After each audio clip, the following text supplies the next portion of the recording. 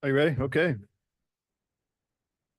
Hi, good morning, everybody. Welcome to the April 16th, 2024 City Planning Commission meeting. I hope everyone got their taxes filed on time. Um, we have a new commissioner today, replacing Commissioner Hill, and that's Sean Arkin down here on my far right. So our meeting will follow the advertised agenda. We begin with the consent items, followed by the regular docketed items. Typically, the consent agenda items are open, heard, and a single motion made for all of the docketed items.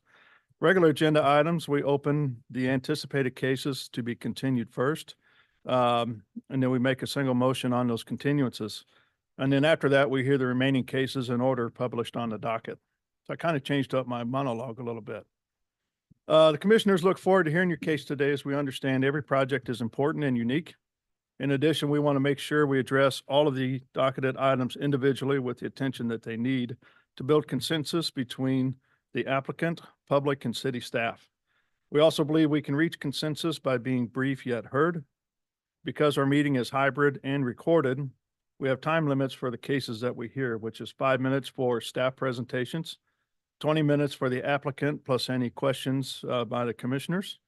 And then we move to public comment on that, and I will call on those who have joined us here in person first, followed by those joining us virtually. We do have a timer to keep our meeting on track and expect public comments to be no longer than 2 minutes when speaking as an individual, or up to 5 minutes when representing a community association or some other larger group.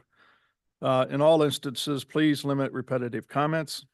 If you're joining us virtually, please be ready to go with your camera on and your name correctly displayed, so we can see who you are and talk to you as if we are in kind of person.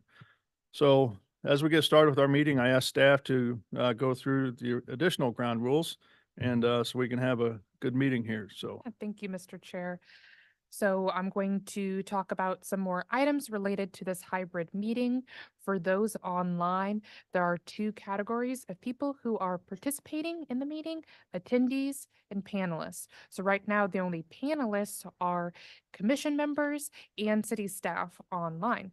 If you are an applicant or a citizen who is interested in participating in a case, when your case is called, you're going to use the raised hand function in Zoom to let city staff know that you wish to be promoted. There is a hand icon at the bottom of your screen if you're using Zoom via the app or a browser on a computer or on a smartphone. You're going to click that to raise your hand. You're going to need to accept that promotion. And then when that promotion happens, it will appear very temporarily that you've been completely disconnected from the meeting, but don't panic. This is just Zoom changing your position from a attendee to a panelist. Once you've been promoted, we ask that you change your screen name to your legal name. This is going to help with the promotion process.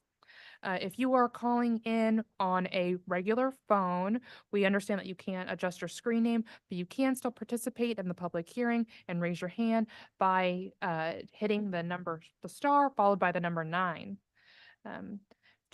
As previously mentioned, once that promotion happens, also please turn on your camera and your microphone so we can see and hear you. When you are not actively talking during the public testimony portion, please keep your mic muted at all other times. And this is so we can have minimal audio disruption. And the chat box in Zoom is only for questions about Zoom or the agenda. Merits of the case cannot be discussed in the chat box. For everyone who is in person, please approach the microphone and the microphone stand at the corner of the committee room when it is time for public testimony. If you have, or if you're the applicant, you're going to approach the desk in front of us. If you have exhibits, for example, a map, a PowerPoint presentation, photographs, please have those ready on a jump drive or ready to share on your screen if you're presenting online, so we can see them during the public testimony portion. And then you will also need to email those items to the assigned planner once the meeting is over for record keeping purposes. If you are physically in the room with us, There's no reason for you to also be in the Zoom meeting. Sometimes when there's lots of microphones on at the same time, it conflicts with the microphones in the room. And again, we want to minimize audio disruptions as much as possible. That's it, Mr. Chair. Okay, thank you. So let's start with our consent agenda items, please. We have C1. This is case number CLD Final Plat 2024-6. This is a request to approve a final plat in District B3-2. This is a commercial zoning district on about 4.75 acres, generally located at the southeast corner of North Oak Trafficway and Northeast Shoal Creek Parkway, creating 3 lots for commercial development. And C2 is case CD CPC 2024-22. This is a request to approve a project plan in District R 7.5, which is a residential zoning district on about 1.68 acres, generally located on the west of North Elmwood Avenue, south of Northeast 88th Street, allowing for the creation of a community pool and accessory parking. That Okay. concludes the consent agenda. Any questions from the commissioners regarding docket items C1 or C2? On C1, was there, did we condition a fence to be put in between the residences and the car wash? One moment. Larissa Tromby is looking that up for her Didn't staff. see it in the conditions, but I recalled discussion about it and I just didn't remember where we landed on it.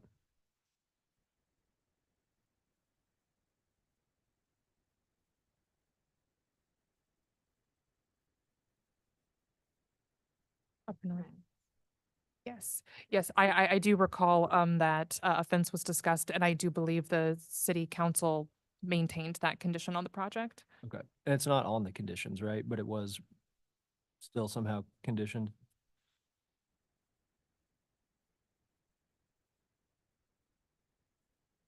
And I may have overlooked it when I was reading through. Not on, what about the original project?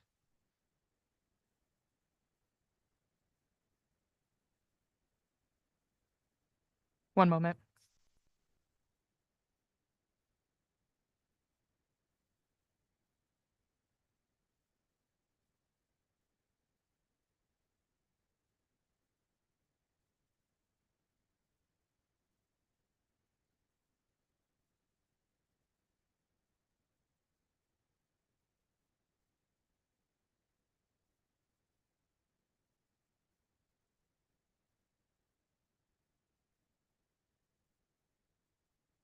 We need to hold that one and come back, maybe? Okay.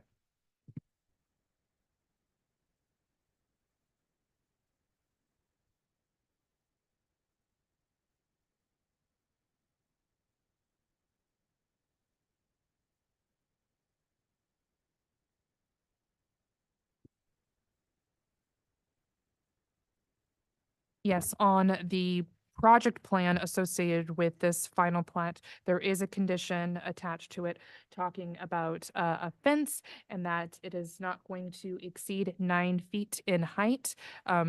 Olafu mentioned that that condition would not have transferred over to the final plat, but it is associated with the project plan related. Great. Thanks for confirming. Okay, any other questions from the commission regarding docket items C1 or C2? About Commissioner Allender or Beasley? Good morning. No, good morning. All right, with that, let's open it up for public testimony. If there's anybody out there that would like to speak regarding docket items C1 or C2, please come forward or raise your hand using the Zoom feature and you will be called upon. Seeing none. Okay, so we'll go ahead and close public testimony and I'll take a motion, please. Chair Crowley, move to approve docket items C1 and C2 with conditions. Second. So I've got a motion and a second for approval of docket items C1 and C2. Meredith, you might take a roll call, please. Thank you. Commissioner Allender, Commissioner Arkin, Commissioner Beasley, Yeah, Aye. yeah, make sure that they say it so you know. sorry, guys, Let's start over. Commissioner Allender, You're on mute, Commissioner Allender.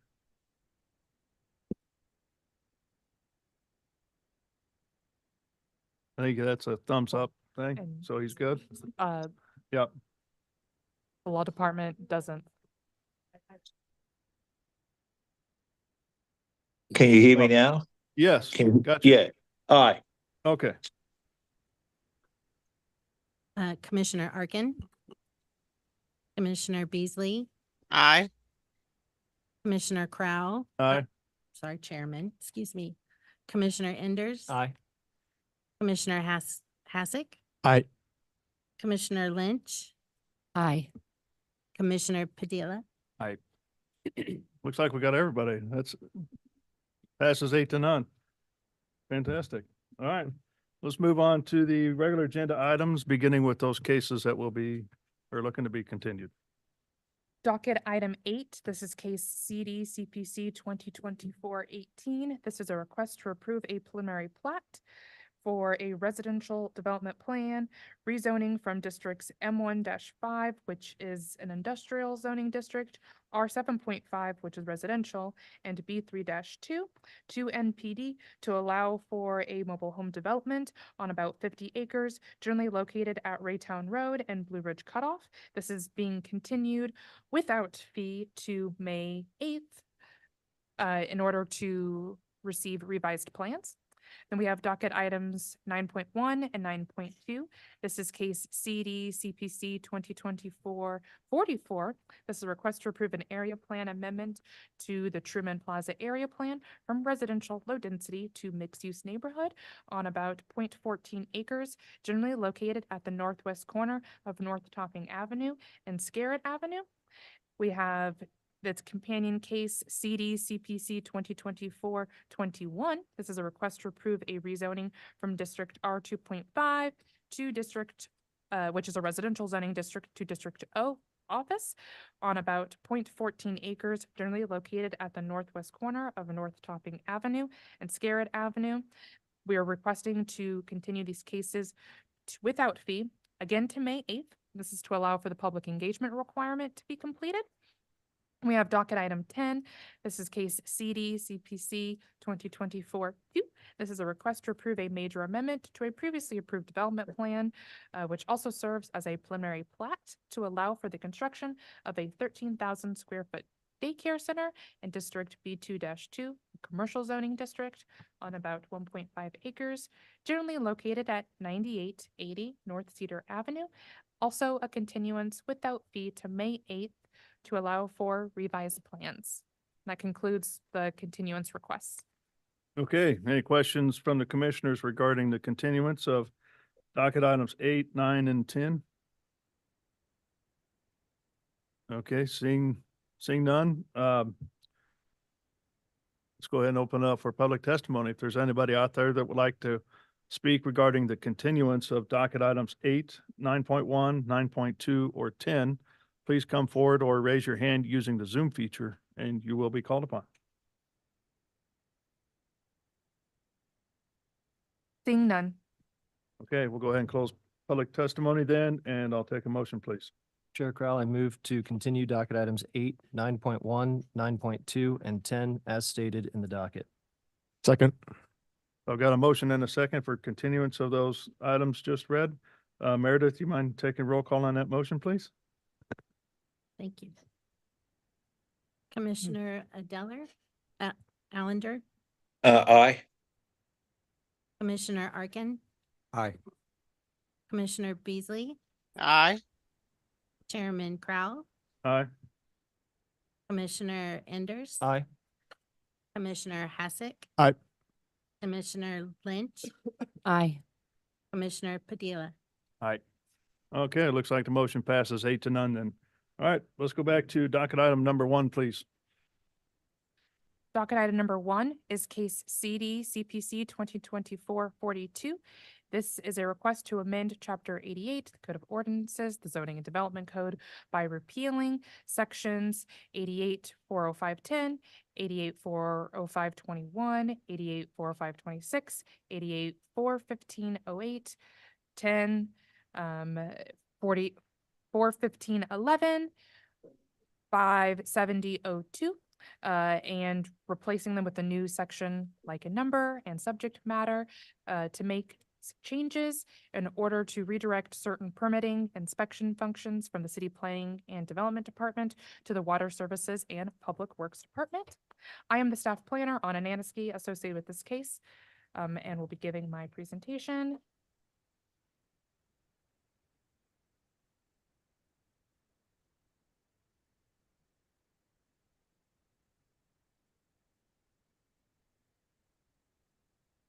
Okay, great. So this is a text amendment to Chapter 88, the Zoning and Development Code, in response to Ordinance 230741. And this is switching the authority of certain permitting and inspection functions from the City Planning and Development Department Director to the Director of Water Services and Public Works. So there are several different sections that are being addressed with this proposed amendment. The first one, 88-405-10B5. This is the subdivision regulation portion of our code. And when it comes to approving waivers to temporary turnarounds, that's where the specific section relates to. Again, this is moving from the director of our department, the planning department, to Public Works. Next section is 88-405-10D2. This is again in the subdivision regulations, and this proposed amendment is going to redirect the authority to improve intersection radii design from the Director of City Planning and Development to the Director of Public Works. I should have started by that ordinance that I referenced at the beginning. This is moving the land development division from our department, City Planning and Development, to Public Works and Water Services. So this is all in response to that, making these appropriate changes. So the next section being amended is 88-405-21B1, A and C. This is again the subdivision regulations. So this section is going to ensure that the Director of Public Works or Water Services has the direction to make these financial guarantees when it comes to when temporarily deferring payments related to certain improvements. We have 88-405-21B2A. Again, the subdivision regulations, and this is more financial responsibility for the Public Works and Water Services Department, ensuring when it is allowed to defer temporary improvements. 405, updating? Okay. 405-26 is again the subdivision regulation, and this is when there is interjurisdictional access needs when a subdivision is created. This is again moving the authority to look at certain amendments from the City Planning and Development Director to the Public Works Director. We have 88-415-08B3. This is related to stream buffer regulations, and this amendment just rewords the exception methodology from, again, Director of Planning to the Director of Public Works and Water. 88-415-10, also under the stream buffer regulations. This is just rewording the inspection methodology related to who has the authority, Director of City Planning and Development to the Director of Public Works and Water Services. 88-415-11, more stream buffer regulations, and this is rewording the plan review process. So again, all of the appropriate members are still involved in these processes. It is just changing Director of City Planning and Development to Director of Water Services. This one is related to administrative adjustments for properties within the pedestrian overlay district, specifically in relates to driveway and vehicular access standards, and when those can receive administrative adjustments, and that is moving the authority to make those decisions from the city planning and development director to public works director. 88-570-02I, this is in relation to stream side buffer zones. More administrative adjustments related to that, changing the authority for making those determinations from the Director of Public Works to the Director of Public Works from the City Planning and Development Director. And that concludes all of the amendments being made in response to that ordinance change. And city staff, we recommend approval.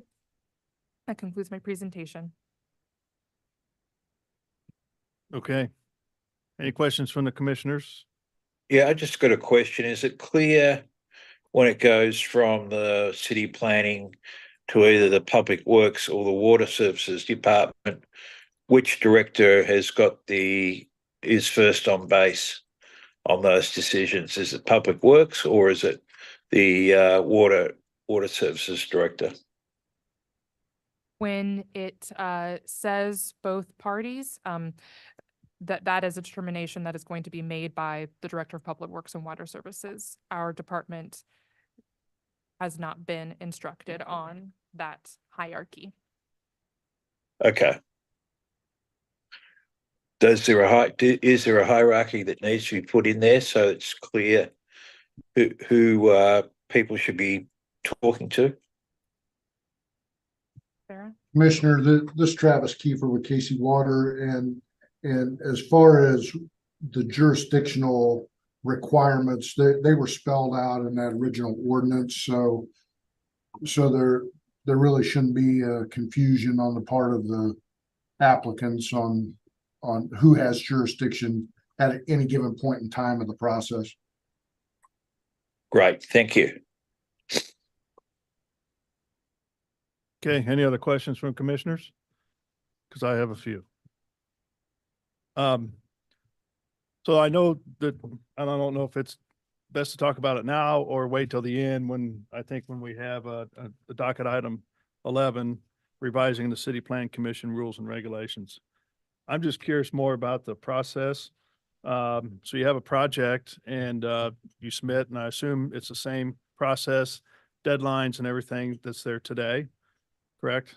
Correct. The How does- entitlement process for rezonings, development plans, project plans, subdivisions are not changing. So then once you actually submit for plan or permits, same process, fill out the IB 110 or the 159 or whichever it is for your application, and it goes wherever it goes, and it'll get separated to the appropriate department at some point in time? Correct. We are under that impression that that process is also not changing. Okay, who on here, to me, something that's kind of vague is who approves the actual grading? Because I know there's two permits, one for the actual disturbance, and then you have a second one to actually dig deeper than 6 inches on the site. So which department does that go through? And then how do we know who to call when we have questions on where the permit process is? Yeah. Yeah. Chairman, the private grading is under the building permit, as it always has been. And then grading within the right of way in the right of way itself would be under Public Works. And then the land disturbance aspect, sediment erosion control would be under Casey Water. Okay, so land disturbance piece would be under Casey Water and the actual private grading piece is under Public Works. That's correct. There are some, specific instances, whether it's BMPs and so forth, if they're in a easement, then anything within an easement that was outside of the right of way would still be under Casey Water. But I mean, those are just site specific things that are handled on a case by case basis. Okay. And then any private improvements, whether it be parking lot, curbs, roadways, storm drainage. Understand that storm drainage would be by water services, including the detention. That's Um, correct. But the parking lot, curbs, sidewalks that are all on Right. private, Would be under the building official. That's correct. under building, okay. If it's within the right of way, then it would be public works.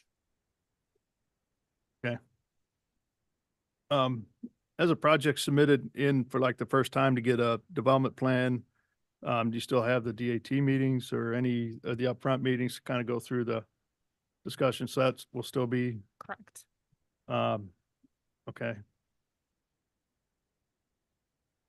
I think of anything else. I'm sure it'll come to me when we get to doc item 11. Okay. Anybody else have any questions from the commission? Okay.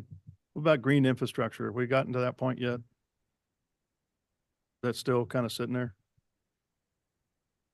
As Very far as, good codifying. as more far of as the those rules. requirement, I know we don't follow the green book yet, but are we getting closer? Or no? I think that is work that the Smart Sewer Group is working on to have an Okay. ordinance come before the commission and the council. I don't have a time frame on it. Yes, we're still down the road with that. Okay, Yes, I'm okay with that. All right. With that, is the applicant available, or I guess you're the applicant? Anything else to add?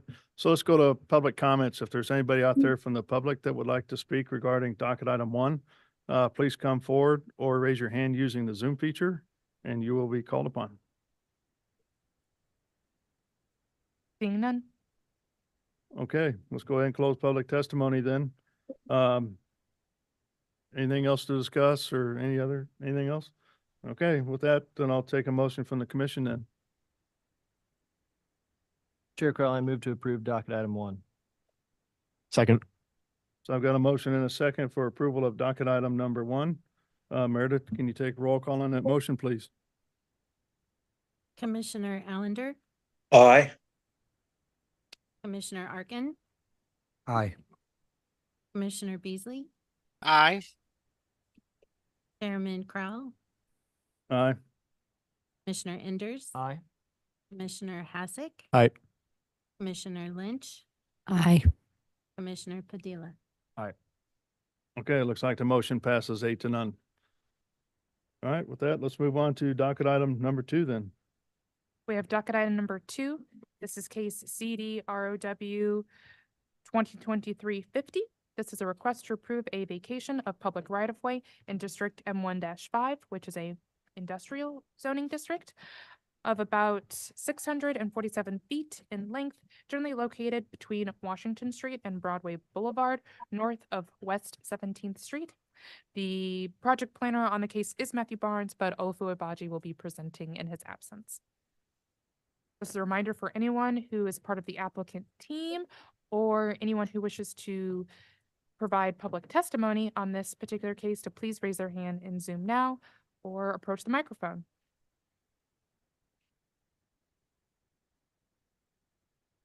We have 2 people online, Mr. Chair.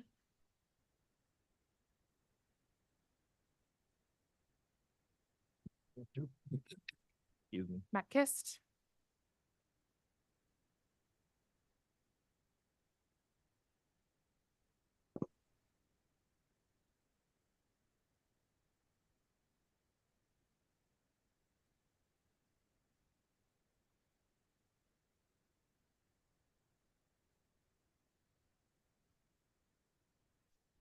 Morning, Mr. Chairman, Morning.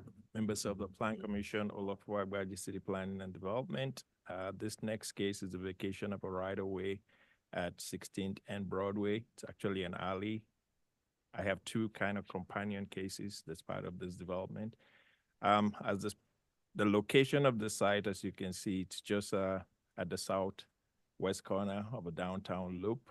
Here's a closer look at the area. Again, you can see alley between Broadway Boulevard on the east and Washington Avenue on the west. It's actually about 647 feet. You can see just between 16th Street and West 17th Street. With the construction of 670, you can see that the street was bisected.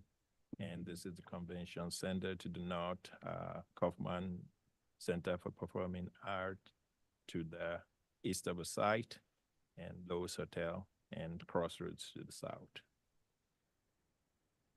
Right at the actual alley to be vacated. This is looking north on from 17th Street to the alley that terminates just.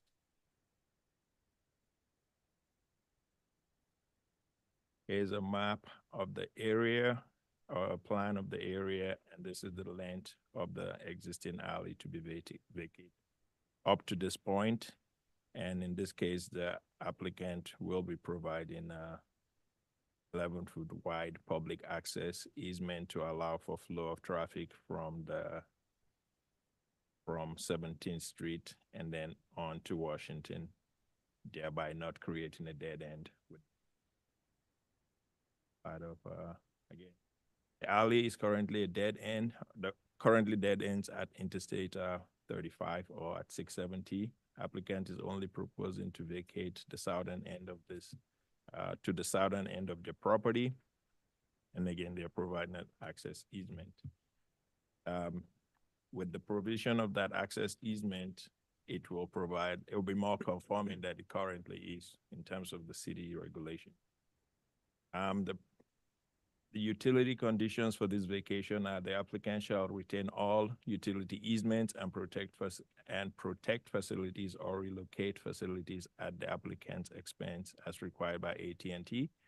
The applicant shall also relocate facilities required by KCM or Water Services, and the applicant shall retain all utility easements and protect facilities required by Evergy, that the street light pedestal required as redesigned to refeed the pedestal, that the requester is responsible for cost on design to refer. All that means is when the development comes, they will relocate per Evergy's design guidelines and agreement. This recommendation is for approval with conditions for this right-of-way vacation, which is CDROW 2023-0050. That ends my presentation. Okay, thank you. Do you know what are the utilities that are required by KC Water to be relocated? Is just a water line, or is there sewer, water? Do we know? Just curious. Travis is on the line. I think the relocation will be based on the actual development that comes. So if the development decides to keep the utilities in the location, then there will be no relocation.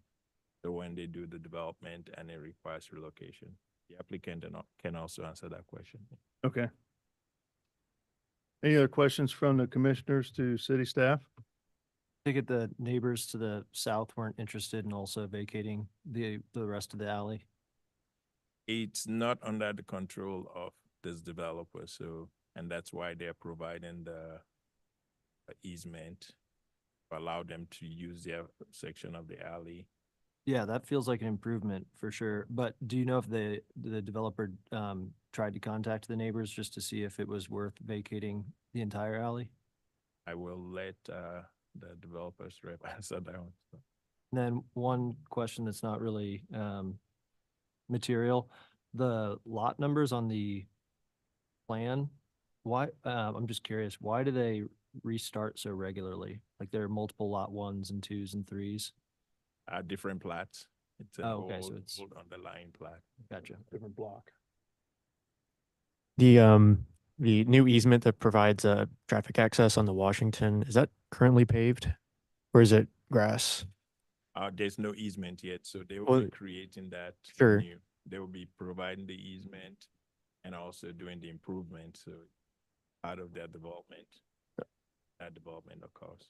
Okay, yeah. And we will make sure to review that to provide that. Otherwise, even though it's a dead end now, they just creating another dead end, and they will then provide outlet for. Sure. Olafu, can you go back to the picture that shows the alley in your slides?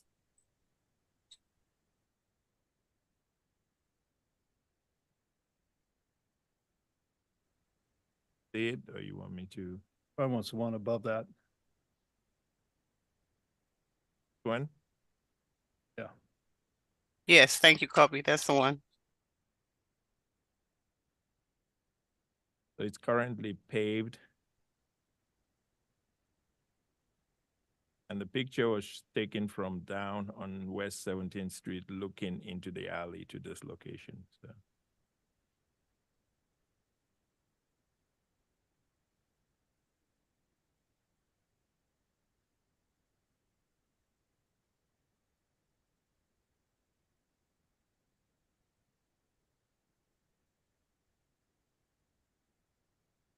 You had some questions, Commissioner Beasley? I had just unmuted. I'm gonna wait for the applicant's presentation. Okay. Any other Thank you. questions from the commission to the city staff? Yeah, is there a timeline for them to relocate utilities, if this were to pass? It will be based on their development schedule. So they will not relocate it till they actually come and start doing construction. And we do not have Nothing's been submitted. so nothing's been submitted. So, but when they come, we will make sure that they will address it as part of their development. Okay. There's no more questions. Let's go ahead and welcome the applicant, if the applicant's available. Yeah. Good morning. My name is Austin Bradley with EPC Real Estate Group, Executive Vice President here and represent our ownership group on this site. I appreciate the time and the opportunity this morning. I'd be happy to answer any questions. Just thought it'd be worth giving a high level overview of, what we're trying to accomplish with this vacation and the next case here on the docket. We've owned this site for just over a year. We've been going through extensive design exercises, throughout the last year. At a very high level, what we have planned here is a high-rise development, mixed-use development comprised of hotel, multifamily, and some office, along with at-grade retail along Broadway. Needless to say, given that mixed-use nature of that development, these vacations are critical, and really gating items here to allow for design to progress. And absolutely necessary items. The alley in particular, if this is not vacated, we have a bifurcated site. The street vacation, from an access standpoint, as it relates to how we will park the site, so on and so forth. So that's what we're looking to do here today. As it was mentioned earlier, obviously we have a lot of information that we owe you all as part of the development as design progresses. But today we're looking for approval of the vacations so we can turn the focus to the design going forward. So with that, happy to answer any questions that you all have. Yeah. Commissioner Beasley? Well, I guess I'm thinking if you do away with the alley, if I'm looking at the geography, that takes away some of your planning to get like trash trucks and stuff to get to your dumpsters? So taking the alleyway will allow us to develop from Broadway, all the way across to Washington Street. With that alley in place right now, that would bifurcate your parcels. So you'd have a parcel along Broadway and you'd have a parcel along Washington. So again, this just allows us to develop from Washington over to Broadway. In terms of where our services are going to access the site, that's part of our development going forward and design going forward. So I can't speak to exactly where that'll be located. But again, this will allow us to develop from street to street.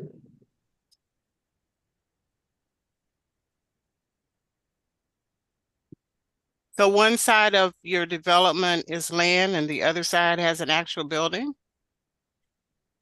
No, the design that we're working on right now would contemplate, building across the entire site. So there's not, a vacant parcel on one side of the existing alley and a building on the other side. I mean, we would have development from street to street. So I mean, essentially we're filling in from Broadway to Washington. But I was looking at the picture from staff of the alley, and I thought there was a Sure. building on one side and a vacant lot on the other.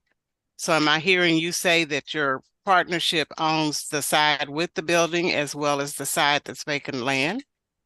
Correct. The entire portion of the alley that we're vacating, that stretch between Broadway and Washington, all the way to the exit on the interstate, we own that entire parcel. It's about 4.5 acres. But you're correct. Right now, there is existing building on one side, vacant lot on the other. That would all be demolished to Okay. accommodate this new development. Okay, that's the clarification I was trying to figure out. Thank you. Sure. All right, thank you. Any other questions from commissioners to the applicant?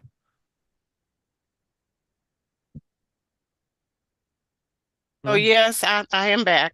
Kobe. I'm glad I waited. Anticipated height, number of stories you're looking at? Has that been, have you gotten to that point yet? Good question. We haven't yet. That'll be something we're going to figure out here in the coming months. Really just staying high level in terms of uses at this point. So staff, can you tell us how high they can go or how high they can't go at this point, or you have to wait for their design? We'll have to wait for their design, unless we look to see what the zoning allows, and we don't know if they'll be getting incentives either. They get incentive, they go to UR, they will probably be height. But in this area, I think the height is, height limit is dictated by the FAA. Due Okay. to the flight path, so Yeah. this corner is very sensitive to downtown airport. But it is right across from the Kaufman Center. Okay. Thank you. Okay. With that, let's open it up for public testimony. If there's anybody out there that would like to speak regarding docket item number 2, please come forward or raise your hand using the Zoom feature and you will be called upon. Seeing none? Okay, we'll go ahead and close public testimony then. Anything else you'd like to add from the applicant's standpoint? I don't think so. Appreciate the time. All right. So go ahead and close testimony. If there's anything to discuss through the commission, let's do that. If not, I'll take a motion, please. Chair Crowley, move to approve docket item number 2 with conditions. Second. I've got a motion and a second for approval of docket item number 2 with conditions. Ms. Meredith, can you take roll call on that motion, please? Commissioner Allender, Aye. Commissioner Arkin, Aye. Commissioner Beasley, Aye. Chairman Crowell, Aye. Commissioner Enders, Aye. Commissioner Hasek, Aye. Commissioner Lynch, Aye. and Commissioner Padilla. Aye. Yeah, it looks like the motion passes 8-0 then. Thanks for bringing it in and good luck as you move forward. All right, with that, let's move to docket item number 3. Docket item 3, this is case CD ROW 2023-51. This is a request to approve a vacation to the public right-of-way in District M1-5, which is an industrial zoning district of about 260 feet in length, generally located on Washington Street, north of West 17th Street. Matthew Barnes is the staff planner associated with this case. Olufu Abaji is providing the presentation for him in his absence, and we've got the same applicant team, Mr. Chair. Thank you, Mr. Chairman. This is just west of the proposed alley vacation. And in this case, this request is for the vacation of Washington Street from the same location.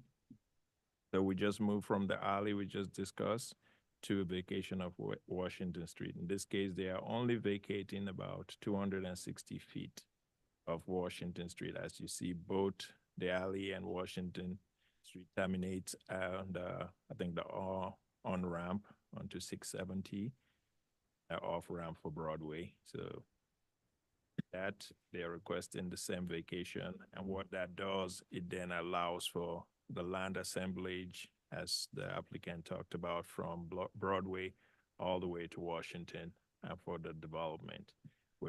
I'll just go on through. So this is again the site in yellow is being requested for vacation, and it's the terminus of Washington Street.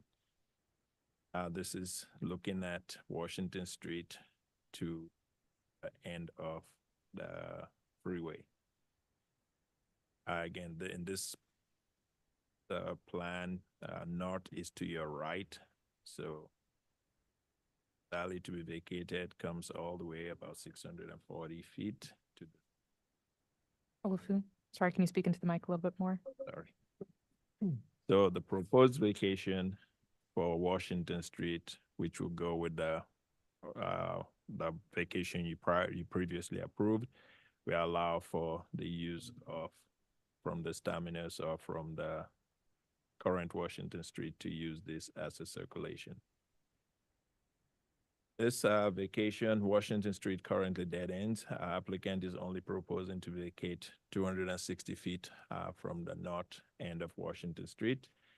The applicant is also providing the same alley to be used, the same easement to be used between the alley and Washington Street. And this will make the street, the existing stop street more conforming than they currently are, both the alley and the Washington Street. This has I think, different condition. It says the applicant shall remove and return lighting equipment required by Kansas City, Missouri Lighting Services. So all public street lights within the vacated portion shall be properly terminated and returned to our street lighting division. The applicant shall relocate facilities required by Kansas City, Missouri Services, and that will be based again on their plans, and if they're to utilize existing utilities or if they're to relocate it, will be properly abandoned per water services requirement. And the last one is that the applicant shall retain all utility easement and protect facilities required by Evergy, and that if the transformer must be designed and the requester is responsible for the cost of design referred. That staff recommendation for vacation CD ROW 2023-00051 is approval with condition. That ends my report. Okay, thank you. Any questions for city staff regarding docket item 3? Olufu, can you go back to the slide that shows us how the traffic circulation is going to be improved?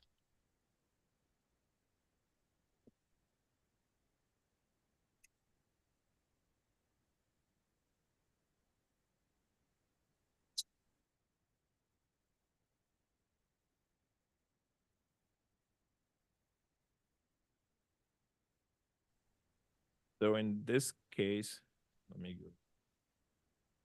So with the vacation of the alley and the vacation of Washington Street, this location,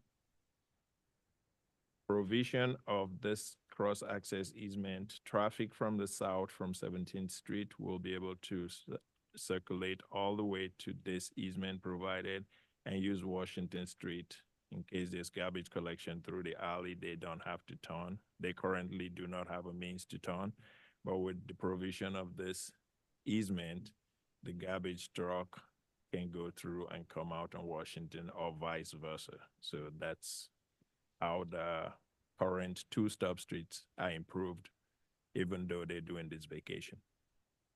Will they also be able to get to Broadway? They do not have ability to get to Broadway now. It's just that they will have ability to get from the public alley to the public street, in this case, Washington. To get to Broadway, they have to go down Washington, down to 17th Street and come back to Broadway. Okay, thank you. Any other questions for city staff? All right, let's go ahead and welcome the applicant. Yeah, good morning. Yeah, go ahead. Go ahead. I was just gonna ask, do they own the corner?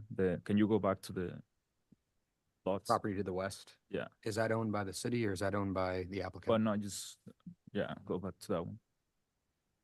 Ask the applicant to answer that, so. Shown at the To front, the west of the on the one vacated to the street. right, on red to the right. It's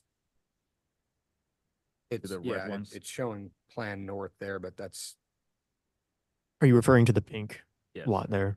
Oh, I see Pink it right right here. Those, yeah. Yes, we own those.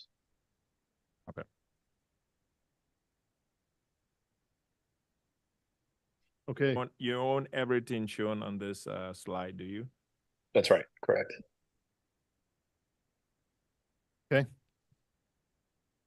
go ahead with your presentation if you don't mind. Absolutely. Yeah. Again, good morning, Austin Bradley with EPC Real Estate Group. Not a whole lot to add, from the prior item on the docket. Just wanted to echo a few things said there. This is already a dead end street. The property to the west of the portion of the street that we'd like to vacate, that's MoDOT ground. So, we're not taking away any access from that property. This will enhance our ability to, develop our property in a more effective way. So, from our perspective, not seeing any negative impacts there, but happy to answer any questions as part of this request. Okay, thank you. Any questions for the applicant? Yeah, I have one.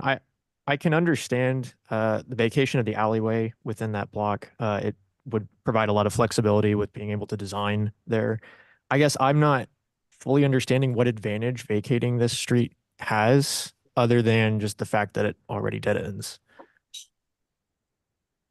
Yeah, fair question. So again, we're early in the design process, but what we'd like to do with this vacation is any structured parking that's part of this, go ahead and shift some of that parking west where the street was previously located. So whether it's additional capacity of that garage or being able to kind of flatten the overall structure, and put a higher utility use within that street. At that point, we would access kind of the back of our site, at the north terminus of Washington.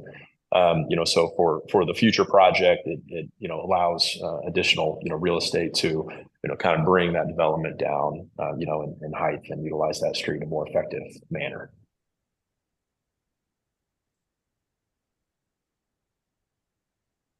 No additional questions for me. Thank Okay. you. Anybody else have any questions for the applicant?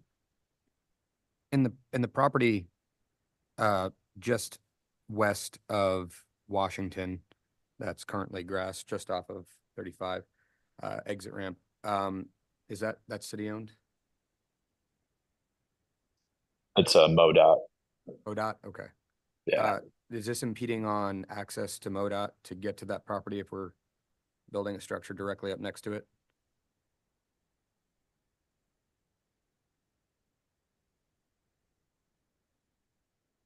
Excuse me, I can chime in here. Matt Kist with Kimley Horn. We've had conversations with MoDOT.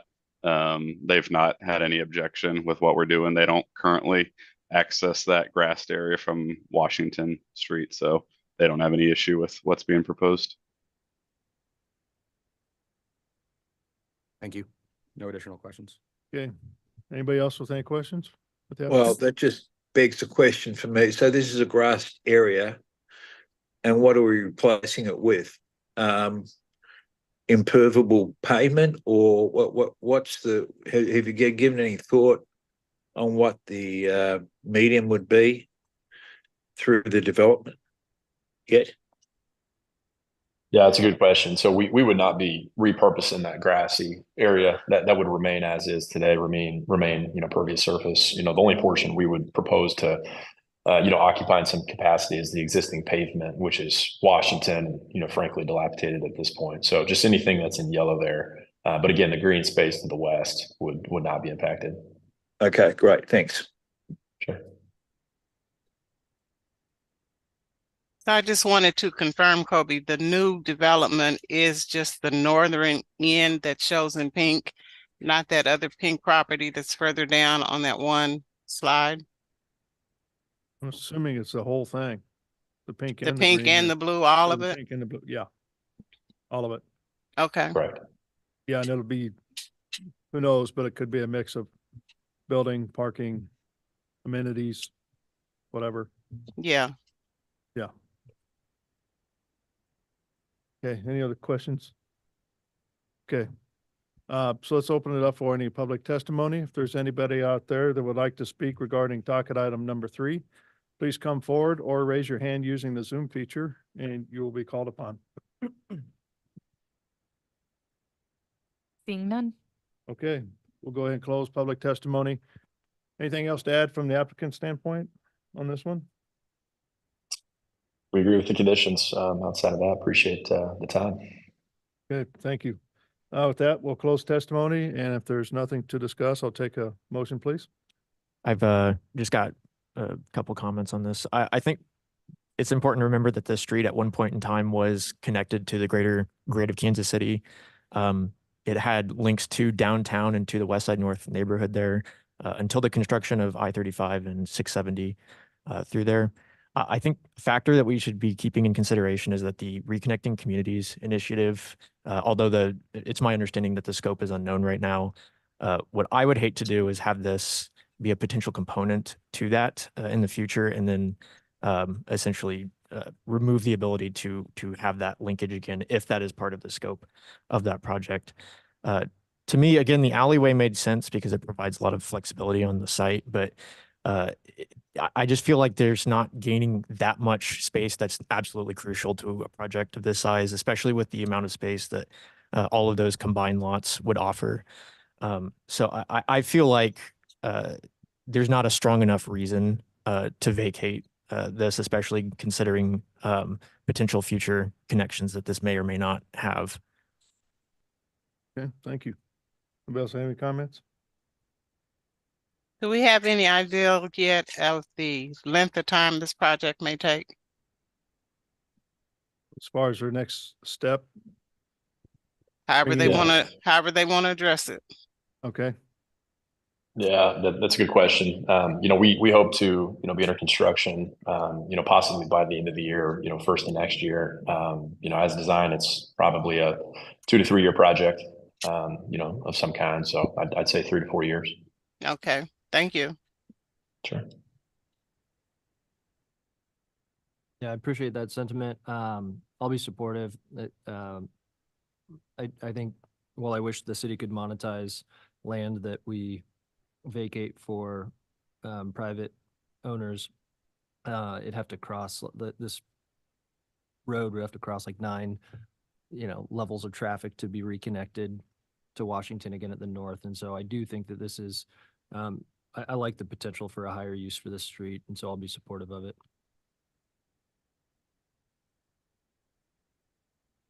anybody else have comments? I'll take a motion, please. Chair Crowley, move to approve docket item number 3 with conditions. I'll second. I've got a motion and a second for approval of docket item number 3 with conditions. Ms. Meredith, can you take roll call on the motion, please? Commissioner Allender, Aye. Commissioner Arkin, Aye. Commissioner Beasley, Aye. Chairman Crowell, Aye. Commissioner Enders. Aye. Commissioner Hassick, Nay. Commissioner Lynch, Aye. Commissioner Padilla. Okay, it looks like the motion passes 6-2. Thank you for bringing it in and good luck moving forward. Thank you all. All right, let's move on to docket item number 4, please. Yeah, docket item number 4. This is case CD CPC 2024-23.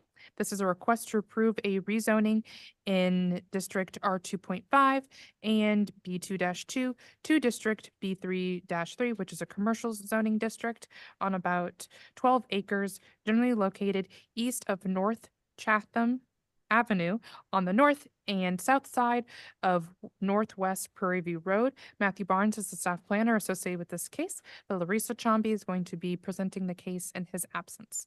This is a reminder, if you are a part of the applicant team, to please raise your hand now so we can admit you into the public hearing.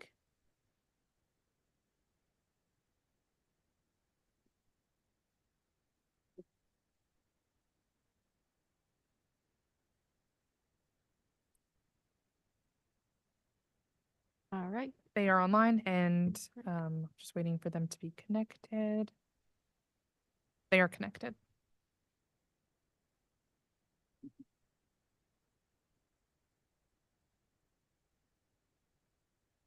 Ron Young here, the applicant. Good morning. I will share my screen and go ahead and get started.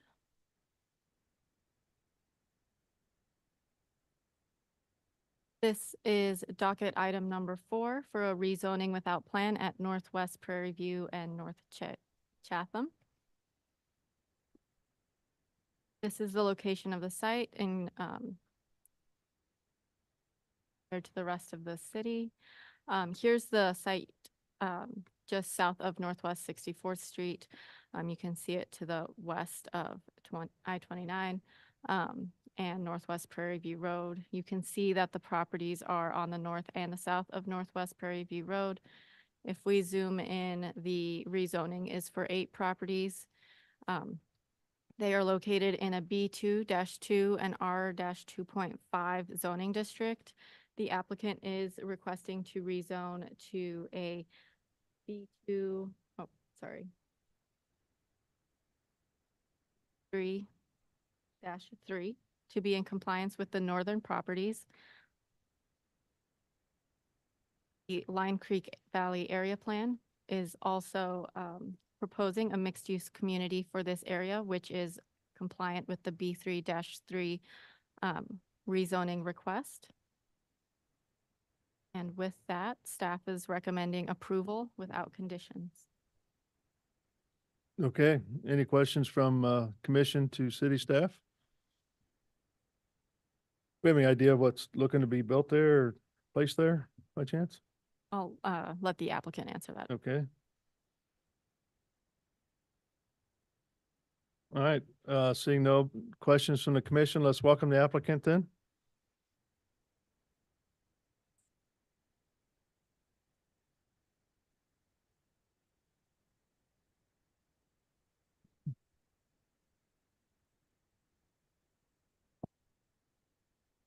He left the meeting Mr. Young entirely. left the meeting altogether, huh? Correct. All right. I suggest maybe we hold it then, or you with the applicant? Oh, okay. Hopefully the applicant comes back. Oh, Sorry, I'm you're here. back. We just had a power went out, internet went out just when you guys started. Awesome. Okay. Yeah, welcome to the meeting. You want to talk a little bit about the project and what the intent is and why rezoning? Sure. When they came through with, and I apologize, I missed the presentation. Just about as soon as she started, everything went blank. Okay. So this property was all purchased prior to the relocation of Northwest Prairie View Road. When that road came through, it essentially split these tracts into properties that need to be platted in order to be sold. In order to do platting on these, we need to get them under the same zoning. Staff approval was the B3 zoning for the commercial use that's consistent with the area. So right now we're just trying to get this property into a position where we can plat it and be able to market and sell it. Okay. Any idea what could be placed there or not? I do not know. I know it's going to be up to the developer that buys it. Talks have been probably office. I doubt they'll put another hotel there since there's one just on the north side of the road. But I suspect it'll be, retail or office space. Okay, thank you. Any questions from the commission to the applicant? One more question for staff. The long-range plan, what is the recommended land use here? It's a mixed-use community, so it aligns with the B3-3. Yep. Okay. At this time, let's go ahead and open it up for public testimony. If there's anybody out there that would like to speak regarding docket item number 4, please come forward or raise your hand using the Zoom feature and you will be called upon. Looks like we got one. Good morning. Can you state your name and address for the record, please? Yes, my name is Katie Zewi, Zewi. WE. I live at 5400 Northwest 62nd Street, Kansas City, Missouri. Okay. May I proceed? Yeah, please do. So I live in a single family residence very close to this parcel, just to the west of it with my two children and my husband. We've lived there for almost 9 years. We lived there prior to rerouting Northwest Prairie View Road and afterwards, and we've experienced some negative consequences of that redevelopment and rerouting. Mostly, there used to be a buffer of trees that protected us from the noise from the highway and trash, and that has been removed. There is significant traffic noise and noise from those businesses during the night that prevents us from sleep. Crime has increased. Just last week, we had some crime on my street, 2 houses down, and the traffic is horrible. There are too many businesses there for the amount of traffic that we see. And I'm not 100% opposed to the rezoning, but I do think there should be conditions to take into account the residential areas to the south and the west of this. It really does affect the quality of life. I believe it will affect our property values and could increase the traffic and crime issues that we've seen as a result of the redevelopment that's already occurred there. Okay, thank you. Anybody else? And there's one person online. Okay. Phone number ending in 2726, you're up.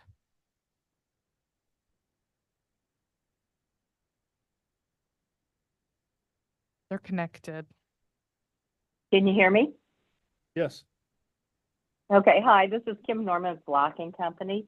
And our comment is that the landlord protests any commercial properties there. He's okay with residential, but as the previous owner just said, there's a lot of commercial there and a lot of traffic already. Has concern with the additional traffic and the commercial, just the congestion and everything. So we're great with residential in that area, but we are concerned with additional commercial in that area. Can you restate who you're with again? I couldn't hear. Yes, Block and Company. We have the Tremont properties.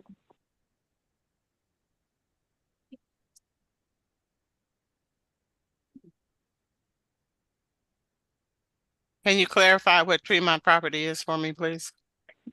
Yes, ma'am. It's right up there, the hill. It's the hotel that's under construction. It's the Wood Spring Suites. It's the Wendy's that's there, miso, Ethiopian Caribbean cuisine, as well as the couple of plots up there. So you're another developer. You're not representing the residential portion like the No, last we're speaker. a developer. Okay. Yes, ma'am. We're a developer. Just to confirm and clarify. Thank you. You're welcome. And just one more clarification. Your concern is that more commercial space in that area would be detrimental to traffic? Well, the traffic as well as just the commercial. There's a lot of commercial property already over there. When you look at all the across the street from us and around the area, adding more commercial is just a lot more competition. There's already vacancies in that area.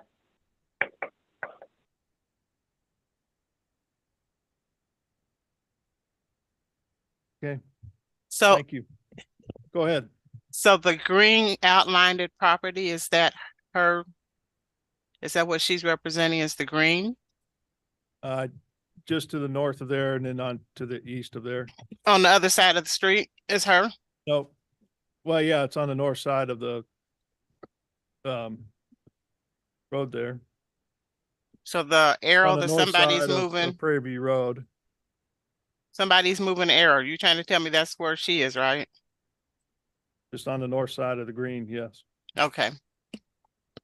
Yeah, there's a McDonald's on the northwest corner. South of that's a Wendy's. And then to the right, I can't remember if that's a bank or something. You've got another restaurant to the east, and then to the far east it was IHOP. That's, I think it's said And it's vacant right now. It's a Mexican restaurant that is doing construction in there right now. That's not our property, but there is a restaurant going in. Okay. That's good. So does this slide show us the first taxpayer that spoke? Where is the development she's in? She is to the west, right here where the arrow is now. Okay. So I don't see a street down to her. Is that what the blue lines are those streets? No, these are just the property lines. And Okay. so North Chatham is to the west of the rezoning request. And then there's that tree line in between. So if you go further down to the right, Clarissa, it looks like tree lines again down to, yeah, right there. Yep. All of that is tree buffer again? I believe so. Okay. Thank you.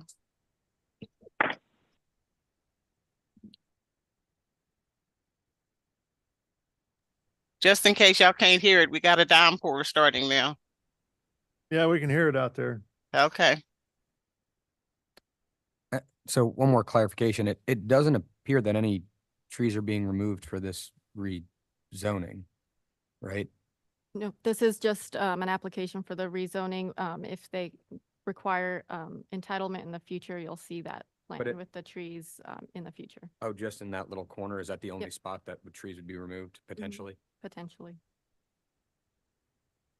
Yeah, so this phase is only about rezoning the site. If there's something that came in for development, it would likely come back for us to take a look at the development plan. And at that time is when you can add the conditions to the buffer. And yeah, they would have to do something through there anyways, because it's kind of steep and drainage through there. And if I may, at the southeast side of the tract, about where the cursor is there, and just to the northeast of that, with the relocation of Prairie View, that's now a detention tract. So likely this site has enough elevation relief that it will not be fully developed. There's a radio tower on the south side, just to the upper left of where your cursor is, correct? Just from there to the west would probably be the only buildable portion of the property on the south. And then on the north side of the road, just maybe the southwest, about where your cursor is there, back down to Prairie View and to the west is about the only buildable area there. It goes up the slope pretty quick up to where that old IHOP was. So, you know, the portion of this that will likely be developed is not going to be the entirety of it. And in our public engagement, some of the same concerns were raised, and I told them that, you know, this is just a rezoning. There will be a final development plan that will come through, and there'll be another opportunity for them to ask any questions or raise any concerns. I still need to finish with public comment. Did you have something you wanted to add?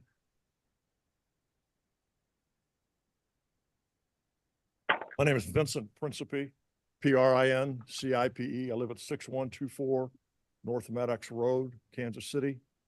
And the lady that spoke about the traffic, that is one of the concerns. I've lived there for 19 years. When I moved in, it was a sleepy little neighborhood that a lot of people didn't even know was there. Now we have a raceway on the north side. Traffic circle's great, but because of, and Kansas City has approved application after application over the last 19 years that I've lived there for commercial development and multiple dwellings. The number of people that live and park and drive in there now has increased. I'm going to guess tenfold. What's happened is people coming from the west on 45 highway, coming from the west east, if they want to jump off at Cosby, which is just to the west of this, they can get off and avoid 3 lights before they get on I-29 without being unimpeded to I-29 except for one stop sign. Well, what happens is you get people from Wyandotte and Johnson County coming in off 435, coming through there and going downtown. It's a faster way. but it goes right in front of our entrance, right in front of a medical building. The other thing is this right here.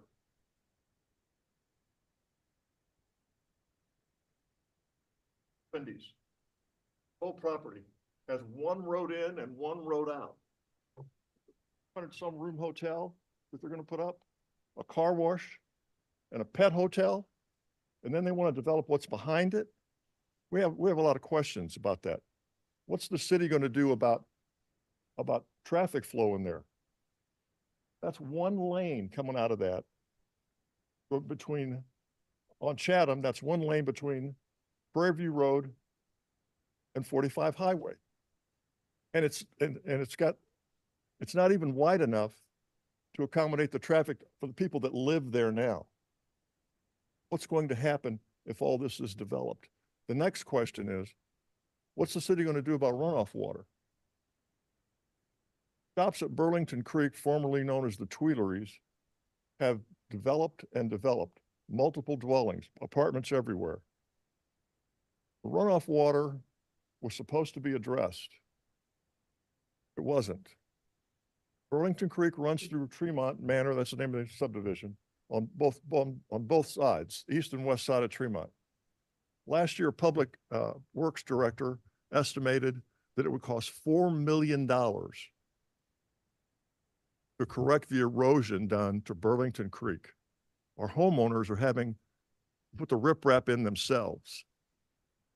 These are the questions that we need addressed before any more development can be approved. Thank you. Thank you. Anybody else would like to speak? Seeing none. Okay, so we'll go ahead and close public testimony then. So from the applicant standpoint, you have an opportunity here to kind of talk through the things that were brought up during the public testimony. Obviously, traffic's a huge concern if something happened there, as well as stormwater management. Yeah, as far as the traffic's concerned, I think whenever a final development plan is submitted for approval, that should be probably addressed at that point. At this point, we're just trying to get the property to a place where it's marketable. As far as the storm drainage, I'm not familiar with some of the areas he's talking about, the runoff occurring. I know that there's a substantial detention basin constructed on the south side of Prairie View. Whenever the city came through and constructed that, we were somewhat involved with that process. So I know that should probably be sufficient to handle any runoff that's coming from these two sites. I think a lot of the concerns are probably better addressed when a development plan's put forth. At this point, we're really just trying to clean these parcels up so that they can be sold, under the same zoning. Does the water department have any comment on stormwater runoff in this area?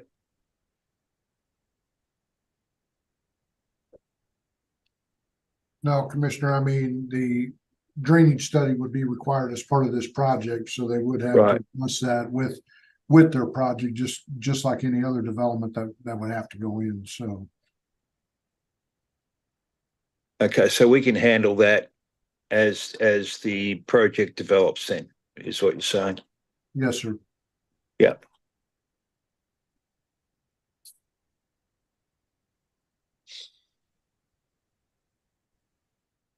Okay. Any other comments from the applicant then? Not at this time. Okay, so let's close all testimony and speak amongst the commission on this. Know this area well. My son likes Wendy's. We go there probably at least once a week for him. And the Chatham south of 64th Street is terrible. I mean, it is just a one, mainly if you're coming off 64th going westbound to turn south on Chatham, you gotta know which left lane to be in order to hit the thing right. Otherwise you run into a median that's real close there. So it's difficult to navigate. I'm somewhat, I'm in favor for the rezoning, but because I know after that, that's where we have the opportunity to have some teeth into what happens from that standpoint on with buffering, with roadways, how it looks, what we can do about traffic at that point in time. So that's where I'm at on this project.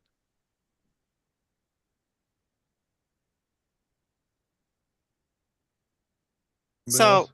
I have a question. Part of it is currently zone B2 to commercial. And they want to take it to all of it being B3, 3 commercial. Am I reading that correctly? That's correct. So what's the difference in the B2 and the B3?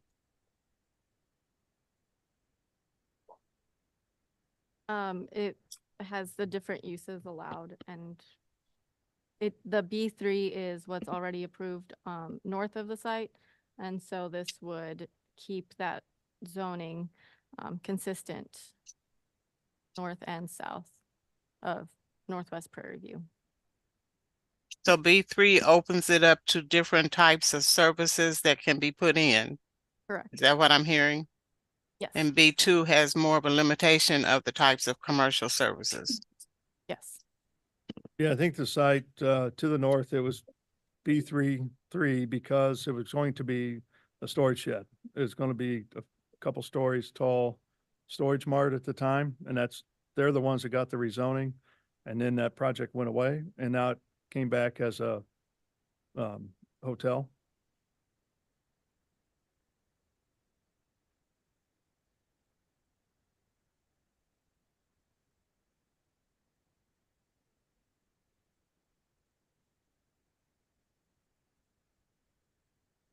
But I mean, they had to have the B3 to get the storage shed in there. So I understand the desire to have the consistent zoning for the entire thing. I just wanted to confirm it was commercial and it still would be commercial. It just changes the types of services they can offer. So I'm good. Thank you. All right. Yep, Anybody else? I'm supportive. I don't see any reason not to go ahead and make this next step and, yeah, align the zoning of these parcels. Okay, I'll take a motion then. Chair Corral, I move to approve docket item number 4 without conditions. Second. I've got a motion and a second for approval of docket item number 4 without conditions. Ms. Meredith, can you take roll call on that motion, please? Commissioner Allender, Aye. Commissioner Arkin, Aye. Commissioner Beasley, Aye. Chairman Crowell, Nay. Commissioner Enders, Aye. Commissioner Hasek, Aye. Commissioner Lynch, Nay. Commissioner Padilla. Aye. Okay, it looks like the motion passes 6-2 for approval of the rezoning. That'll go before the city council. All right. With that, Thank you let's for your move on time. to docket item number 5. Thank you for bringing that forward. Okay, we have case number CD CPC 2024-25. This is a request to approve a major amendment to an approved UR plan, urban redevelopment, to increase the impervious surface for 29 additional parking stalls on about 30.26 acres, generally located at East 87th Street and Interstate 435. Andrew Clark is the staff planner associated with this case, and the applicant team is in the room with us. Right. Good morning, Chairman Crowell and Good morning. fellow commissioners. As Anna stated, I will be presenting docket item number 5 this morning.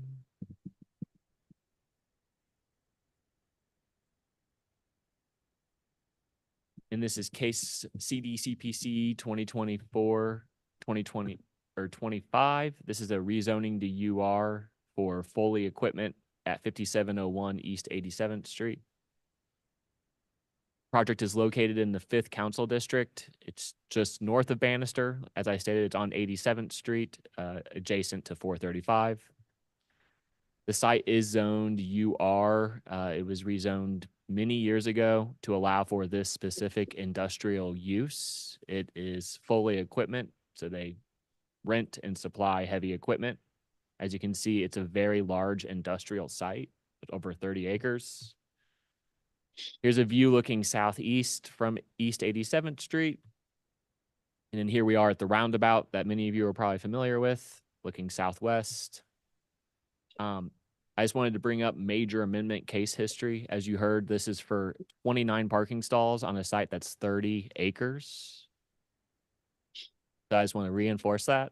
And these are all of the major amendments that have had to go through the City Plan Commission and City Council for small amendments because of the way the zoning and development code is written on what triggers a major amendment.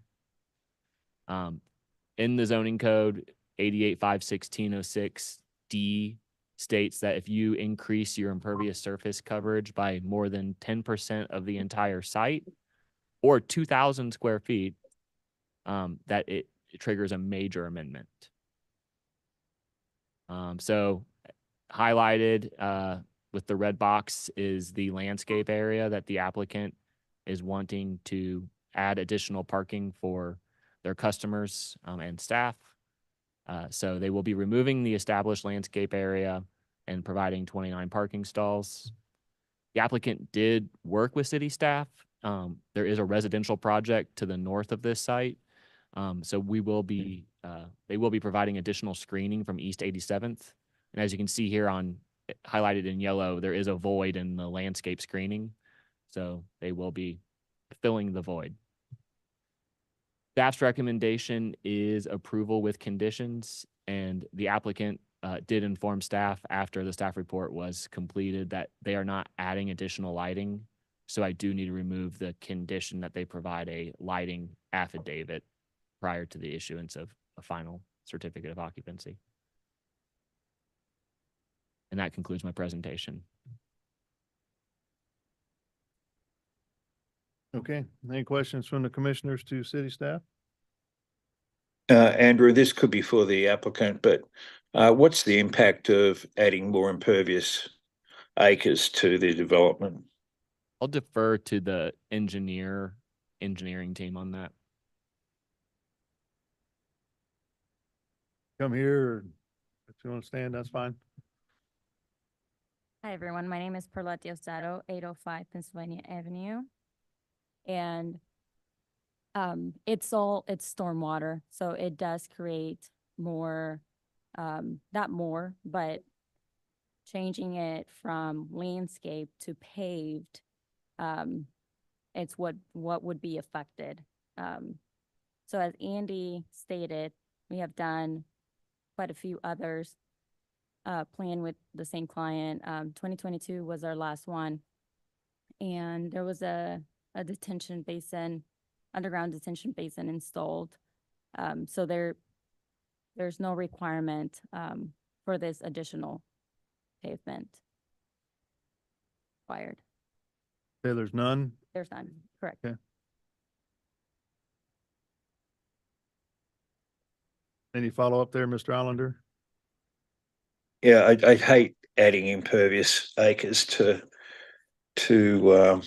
developments. But you know, we've got to offset it somehow. So are you saying the detention basin has been sized to cope with the next 29 parking spots? Correct. Okay. Okay. Any other questions for staff? All right, let's welcome the applicant then. Good morning. Thank you, Mr. Chairman, members of the commission. My name is Patricia Jensen with the Rouse Strutz Law Firm, here today on behalf of Foley Equipment Company. And with me is Aaron DeWalt, who is with Foley Equipment Company. I think you all know that Foley is a major employer in this area of the city. We continue to be very proud of the growth that Foley Equipment Company has done. years ago, you remember we worked with the city on the stream buffer exception that we needed to allow continued expansion. And you can see that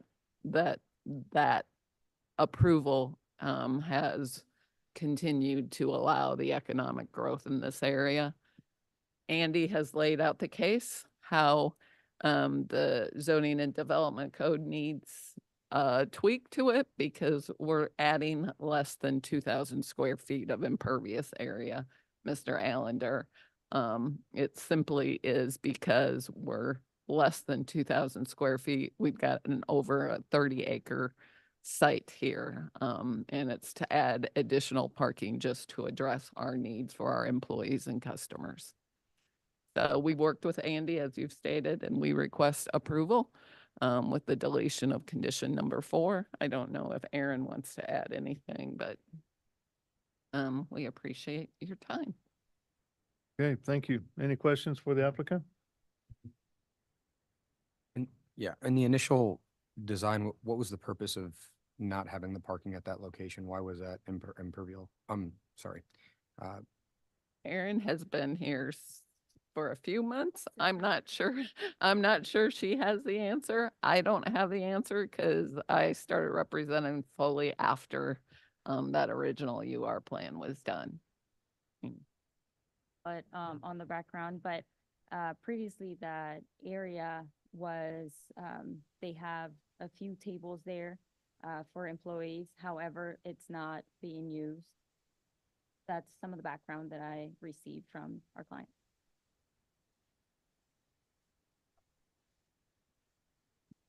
That Foley Equipment Company acquired another Caterpillar dealer, and that building was existing when we took on the building. We took that space. So I believe this is our first attempt at adding parking to this area of our site. Okay. Any other questions from the commission?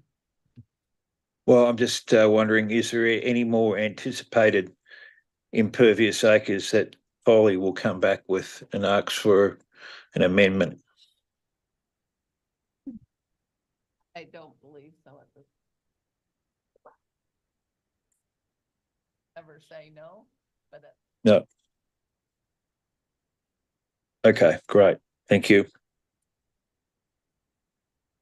Okay, with that, let's open it up for public testimony. If there's anybody out there that would like to speak regarding docket item number 5, please come forward or raise your hand using the Zoom feature and you will be called upon. Seeing none? Okay, we'll close public testimony then. Anything else to add at this point in time? Okay. All right, I we'll do have a quick question, Kobe. Well, speak up. Come on, you gotta be quicker. I know. I was unmuted. I was listening to you talk. Andy had mentioned the gap in the buffer. Do we have any more information as to what their plans are to add there? Yeah, that's a great question, Commissioner Beasley. They'll be adding those. If you see on Google Street View, there are grasses out there. So it'll primarily be those grasses. Can't see your screen.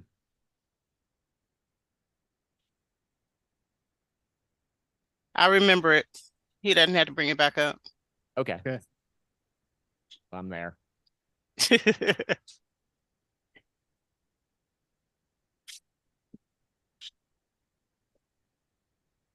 Okay. All right.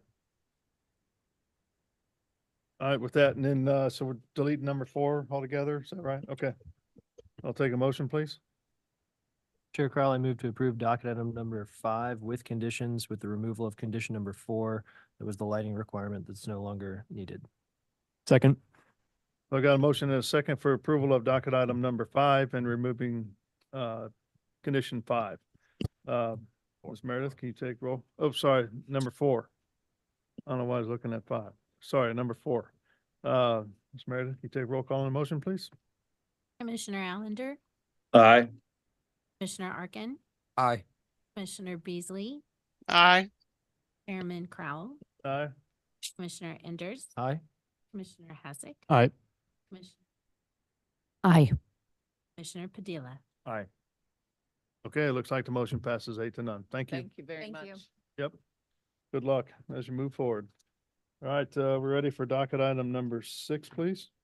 This is case CD CPC 2024-28.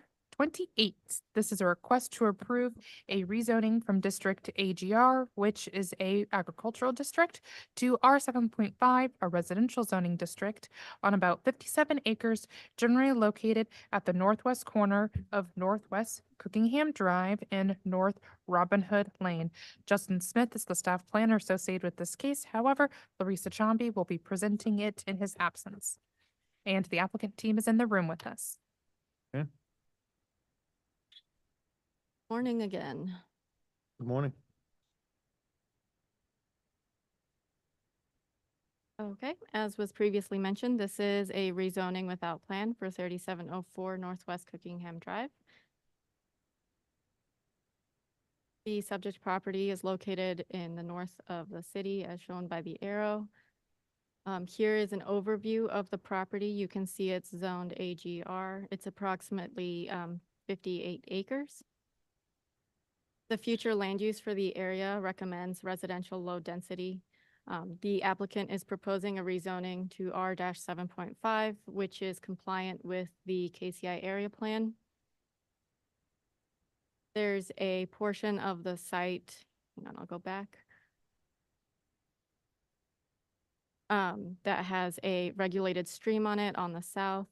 That also calls for just some open space buffer, which will be taken care of with the stream buffer requirement in the zoning and development code.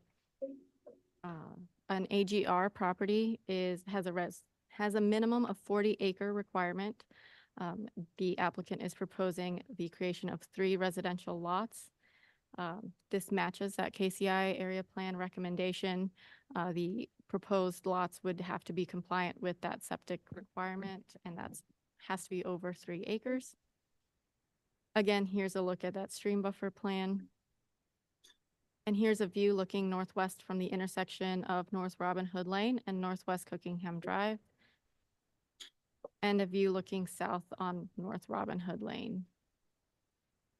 Just looking at the criteria for the rezoning, criteria A requires conformance with the Spirit Playbook and other relevant adopted policies, and it does comply with the KCI area plan. The proposed number of lots is compliant with an R-7.5 and that residential low density. And staff is recommending approval without conditions for the rezoning. Okay, any questions for city staff? Yes, Kobe, I have a quick clarification.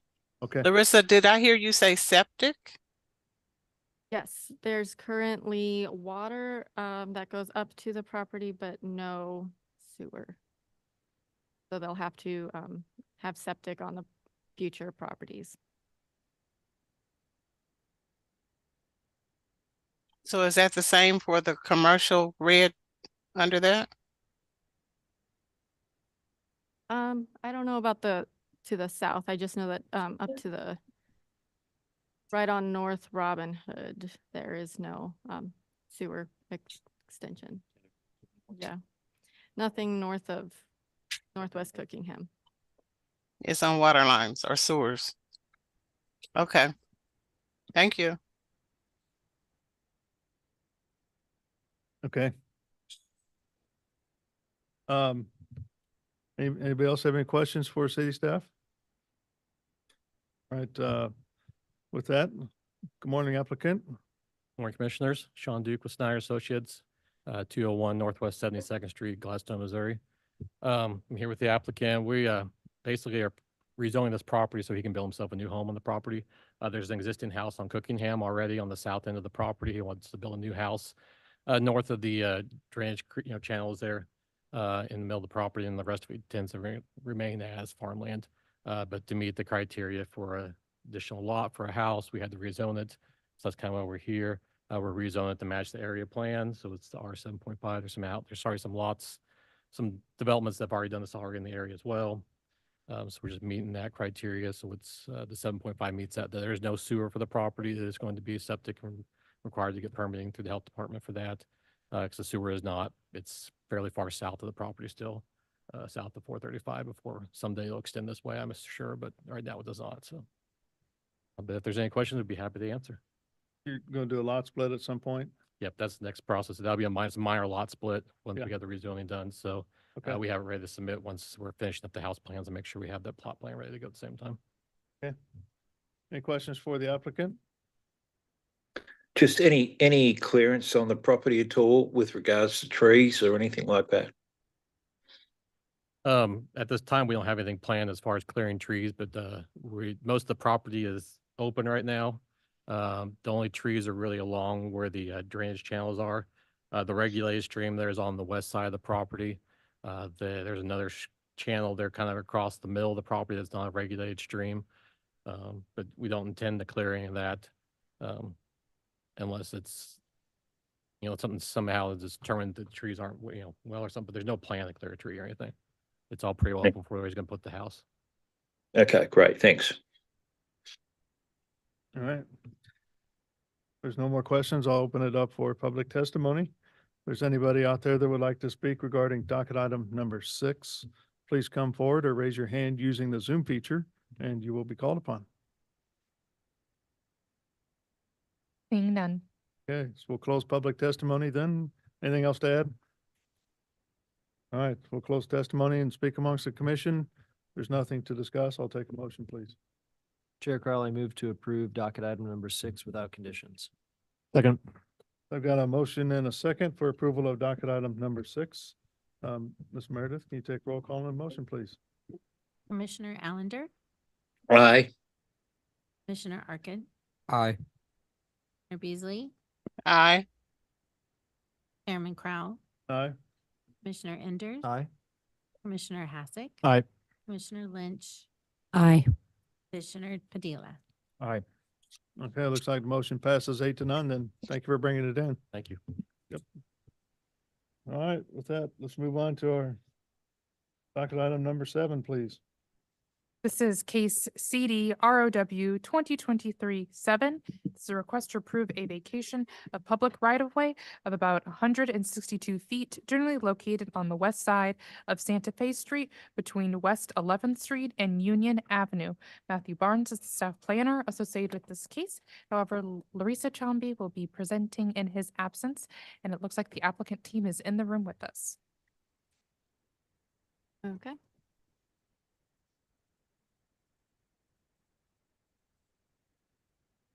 So as was mentioned, this is a vacation of right-of-way for 1201 Union Alley. This is the location of the site. It's located in the West Bottoms area. As you can see, this is the highlighted area is the proposed vacation area. It is only 162 feet of the alley, and the remaining 220 feet will not be affected by this application. Here's a closer view of the alley vacation. There was a project plan that was approved last year that approved the renovation of the building just north of the vacation, so I'll highlight it with my mouse. The approval included the ADA compliant was a ramp and a deck as well. Here's a view looking west from Santa Fe Street. This is where that ramp and deck will be located, and this is the view of the alley. And just so that it's highlighted and easier to see, that's the view of the alley as well. As I mentioned, it has a platform on the south side, and it would encroach into the public right-of-way. Applicant is proposing only half of an alley vacation. The criteria for an alley vacation lists that a vacation shall not result in a dead-end street or alley. The applicant is proposing a cross-access easement that would allow the general public to cross it from Mulberry Street to Santa Fe Street. Staff is recommending no recommendation for this application due to the application not meeting that one criteria of the dead-end street. Should the application move forward with a recommendation of approval. Staff is requesting that 3 conditions be added to the application. They're listed in the staff report and also on the screen. The first is that Spectrum has facilities or interest within the right-of-way and will waive objections to the vacation, subject to the applicant retaining a utility easement and protecting facilities. The second, Evergy has facilities or interest within the right-of-way and will waive objections to the vacation, subject to the applicant retaining a utility easement and protecting facilities. And the third is that the ordinance and the vacation of this alley are subject to the reversionary intent stated herein. The vacation of the alley as described herein shall be null and void, and the city shall by reversion take title so the public right-of-way otherwise vacated, or if the obstructions have been placed within the right-of-way, the applicant must dedicate right-of-way, which is 10 feet wide and constructed to city standards for an alley if the vacation is terminated for any reason, or if a cross-access easement is not recorded simultaneously with the vacation, which prohibits the alley to be barricaded or blocked. So staff is recommending that no recommendation for this vacation. Okay. Any questions for city staff? Ms. Yes. Beasley?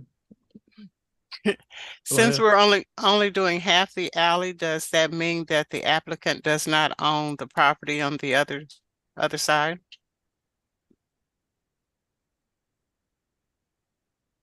Partial. Partial. And I can go back to the map 1 second. The owner owns this building that fronts Santa Fe Street, and then Mulberry Street, the building that faces Mulberry Street, is a different owner. I thought we were doing the picture you showed a lot.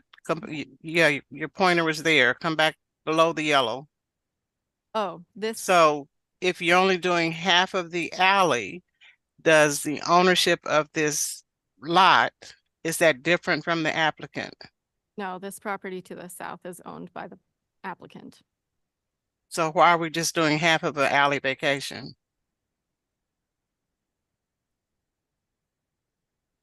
In order to get that platform approved here in the Santa Fe Street, they would need to vacate it so that they can build that platform. But if they own both sides, why are they not doing the whole alley? Talking clear to the west of Mulberry? No, just under the yellow part. This part. So that all of those properties next to These. that are not owned by the same, right? The ship and. Gotcha. That's why we're not. That was my question.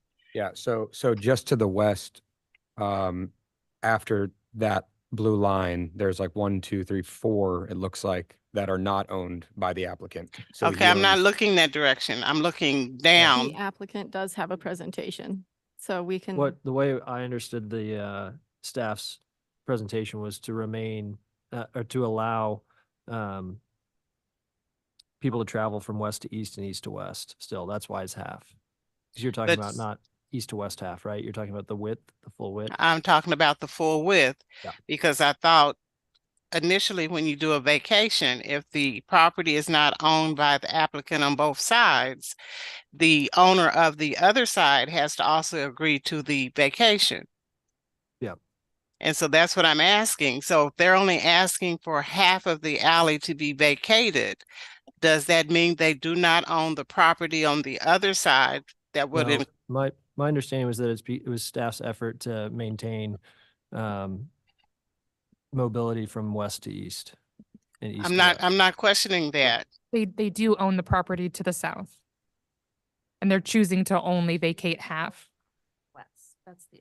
Correct. That's all that's left. The other half of that was vacated sometime in the past. It's part of the legal description of that property to the south that Ms. Beasley's talking about. Yeah, we got a lot of people. So in talking. essence, we would end up vacating the whole alley because half of it has previously been vacated. Is that what I just heard you say, Travis? Yeah, for that eastern end. Yeah, just for the yellow part.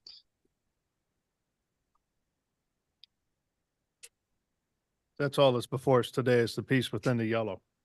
Yes, that's all I'm talking about. Okay. And the applicant owns on the north side and the south side of this, what's on the yellow. Yes, that's what I was trying to confirm. So, So, yeah, the half is really split in half going from the west side to the east side, not north and south.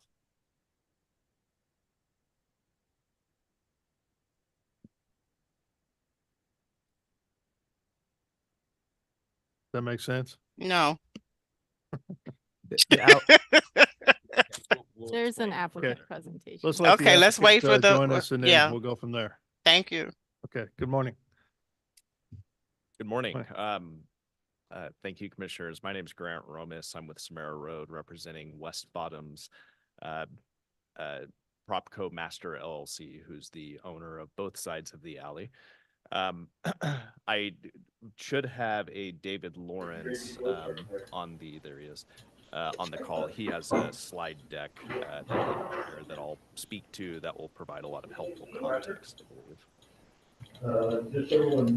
I'm currently receiving a notification that says host disabled attendee screen sharing. Is there a way for me to screen share the slides? Yeah, 1 second. Try now.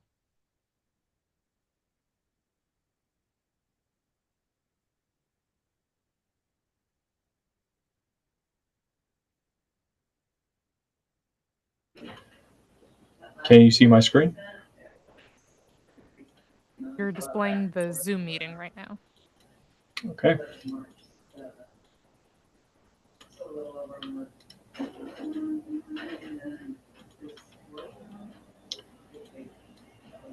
About now, I should be displaying a Samara Road slideshow.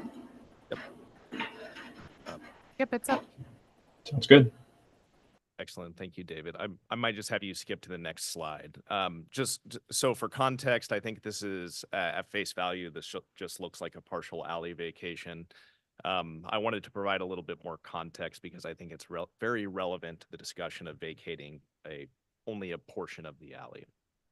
So as those may or may not be familiar, we have a fairly sizable redevelopment that's basically executing on a UR plan that was adopted in June, I believe, or June or July of 2022. In that plan, we have a multi-phased mixed-use development, partially an adaptive reuse project, partially a new construction projects that's basically kind of filling back in a lot of what the urban grid is today in the West Bottoms. What you see on the screen right now on the slide that's titled Development by the Numbers, the alley that we are talking about is in that blue area. It's kind of the bottom tip of that blue area. You'll see 3 buildings that all wrap what is a void. That void used to be where rail lines converged to what is now the Kansas City Terminal Railway tracks that are kind of the southeast or lower right corner of this diagram you're seeing on the screen. It's never had a building on it, at least to our knowledge. It's always been rail right of way. And that's why it's kind of a strange wedge shape, actually, that parcel. So the parcel on the south side of the street spans the entire block east to west. So it includes what is a 121 unit adaptive reuse project of a warehouse to a multifamily building. That would basically be immediately on the west side of that vacant lot that the alley is contiguous with. On the north side is what is called the Crooks Terminal or Laramie Tire Building, which is primarily an office building that will have all new windows and effectively a primary facade that looks into what will be a future park. So the portion of the Can I alley interrupt just a minute? We lost your display.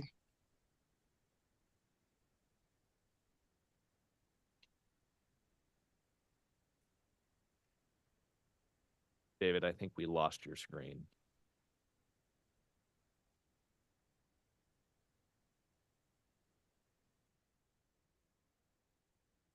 Well connected. Oh.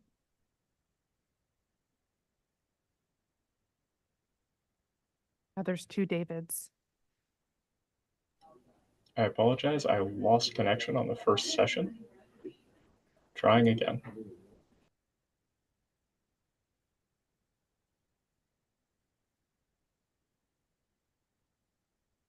I'll continue while he's pulling it up. But David, I think we were on the axonometric diagram. Okay, we have something back now. Says West Bottoms Development at the top. Okay, thank you. Yep. So on the north side of that vacant lot, which is contiguous with the alley, is a future office building. On the south side is a future hotel building. All of them frame what is this portion of the alley, which is to be vacated. Our request to be vacated is all contiguous with what will be a privately owned, publicly accessible park, effectively, which will also have a public easement on it for use, just like we would be proposing on the vacated alley. David, if you wouldn't mind, next slide. Let's just go 2 slides next.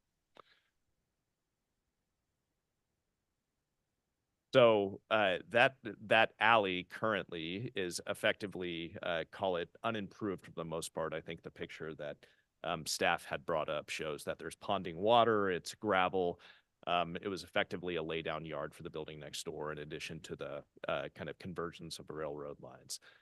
Additionally, the alley that's currently behind 1201 Union, it's only about 12 foot wide. I'll let David tell me if I'm wrong, but it's not really adequate to modern alley standards to move emergency vehicles, service vehicles through the alley as is right now. Effectively, those vehicles use our private land that we own. We own about 75% of that entire block. Currently, vehicles use our private land to go through east-west through.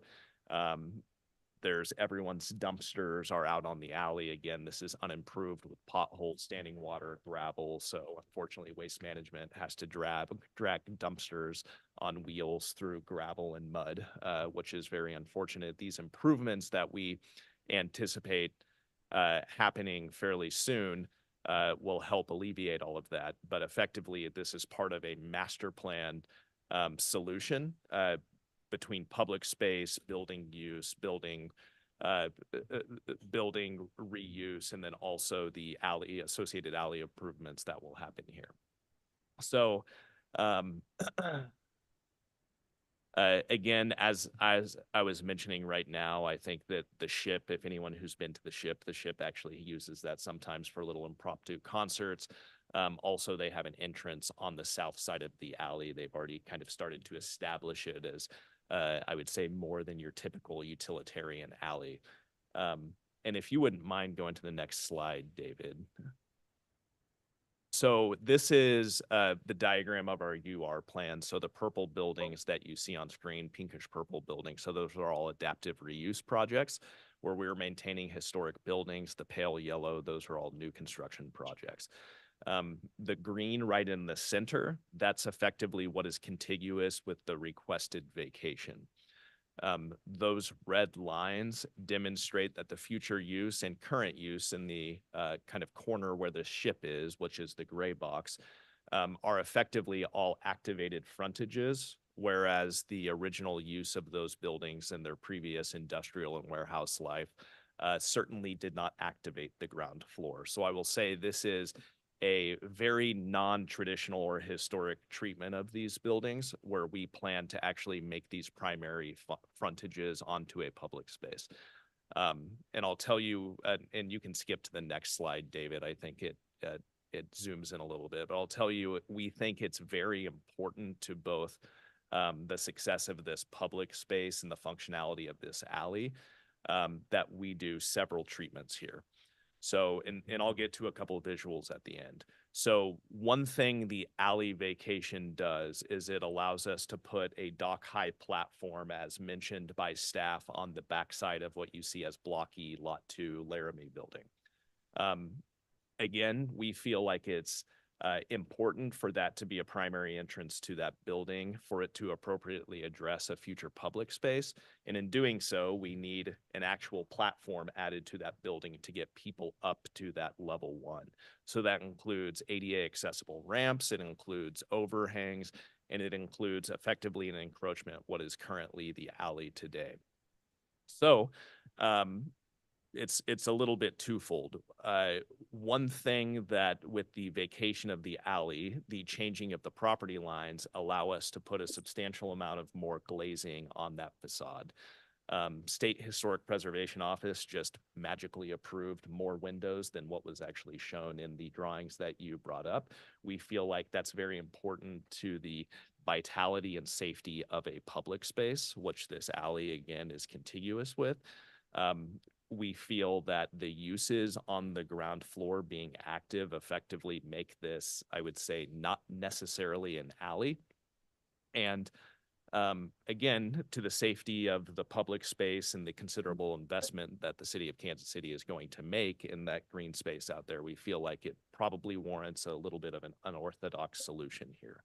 So as opposed to vacating the entirety of the alley, what we're proposing is effectively a public access easement that has been, I would say, discussed at length and dialed in with the city attorney, that it would function very, very similar, a cross-access easement that's effectively just moves the functionality of the alley a little bit south, allows for the beautification, and it maintains the east-west public access in perpetuity.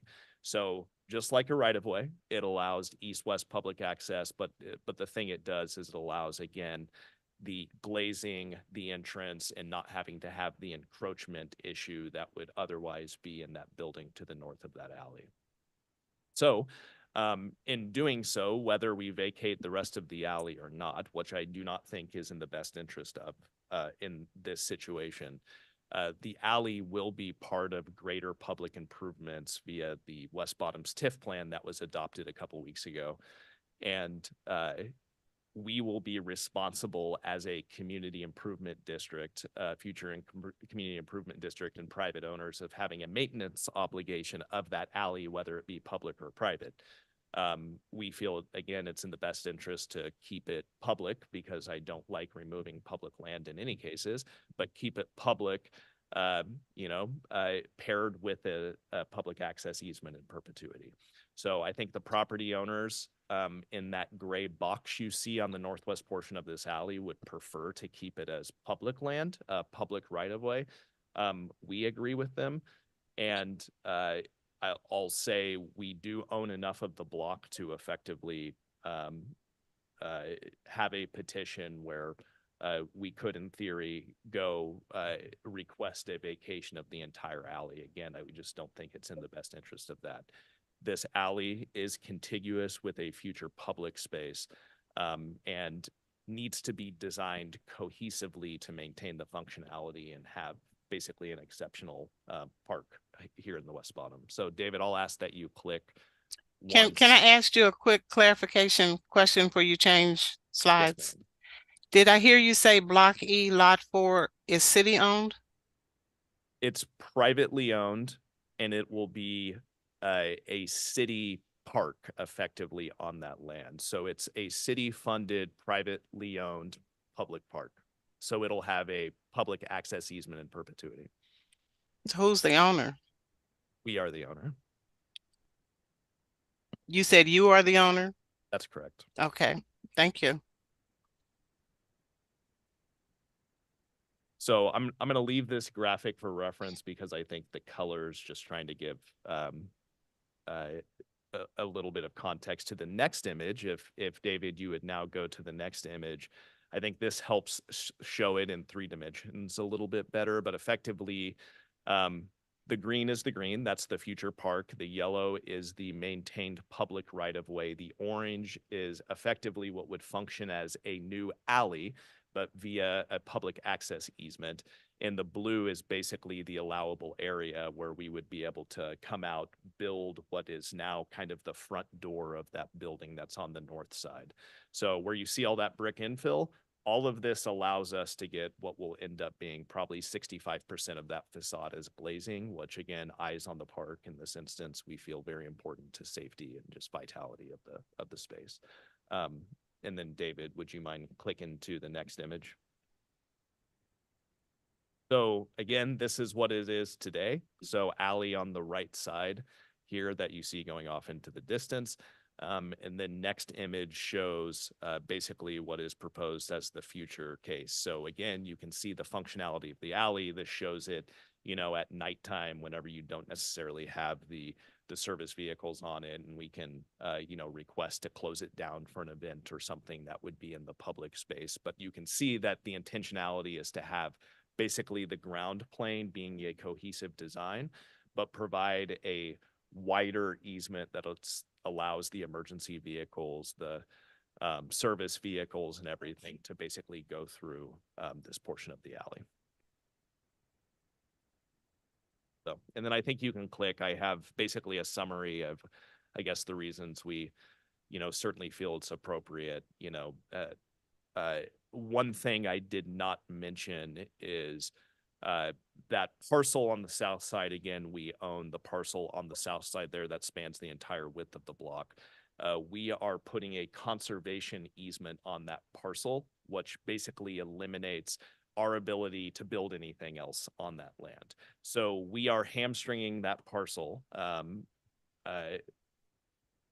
purpose for us to not be able to build on that land, which will be a park.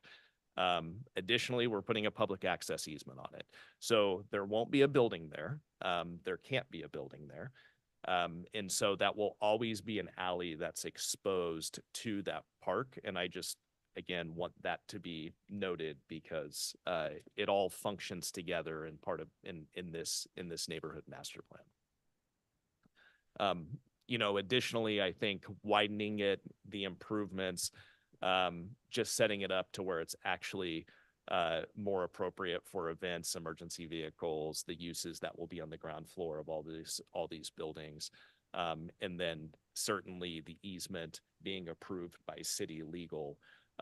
You know, all of these, we think, again, very unorthodox situation, but we think add up to something that makes a lot of sense in this specific instance. Yes, these statements about the law department approving, no easement has been approved. I want to be very clear about that. I haven't even had any discussions with you about this either. I know someone else in my office has been discussing this with you, but I just want that to be clear to the commissioners because I feel like the impression is being given here that we've approved something. Yeah. We have not. Real quick, I apologize if I misstated. An approved easement, it would be subject to an approved easement. And so we have an easement drafted, and I'll let Charles expand on that. We have an easement drafted that's being considered via a review right now with city legal, not approved right now, but we would not be able to accomplish this without the approval, and we wouldn't want to. If I may, just to tie both of those statements together in the right way. There is a condition that there be a public access easement in place as part of the alley vacation. That if that easement is ever terminated, the right of way, this be reverted back to a right of way dedication, which we accept as a condition. There's a detailed access easement that we provided to one of Sarah's colleagues and Abby Judah, and we are awaiting comments back.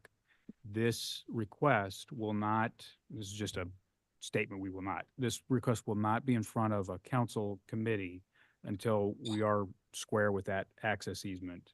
I don't anticipate any issues from a divergent standpoint. Oh, excuse me. So then is this request premature for the conversations that are still happening with legal? I don't believe so. The request has a condition to it that there be an access easement that reverts to right of way, which we're accepting that condition. And I've got no indication we're going to have an issue with whatever comments come back from the law department or other staff inputs as well. I mean, this is an important contextual presentation for what amounts to a result. That result should be continuation of the equivalency of a right-of-way from one end of the street through the alley path to the other that shifts it a little bit and allows for the master development that you've seen. And if anything were to change, that easement were to be terminated, we'd have to revert back to right-of-way. And I don't believe from any work that we've done or conversations that exchanges we've had with Sarah's colleagues that we're going to have an issue getting there. And to the extent there are any substantive issues, we will not finalize this till we can meet the condition. So I have a question for the applicant, Kobe. You're referring to the private-public partnership for the green space. That is Parks Department you're referring to?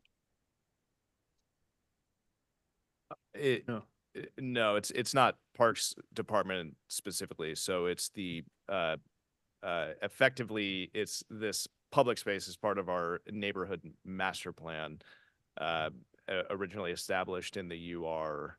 The TIF was approved at City Council, West Bottoms TIF, which includes the improvement of this lot that you see right here, which is this public space through city finance. So I'm confused who your public partner would be. The city of Kansas City. So does that not go back to the Parks Department?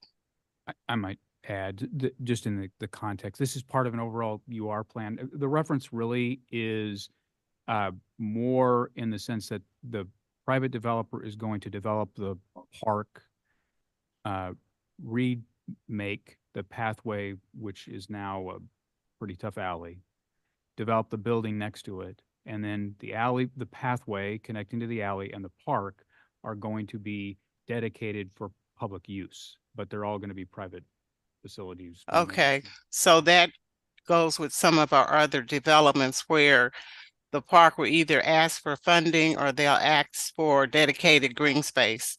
And you're saying that's what this is alluding to, the percentage that would be needed for green space that the Parks Department would be looking for.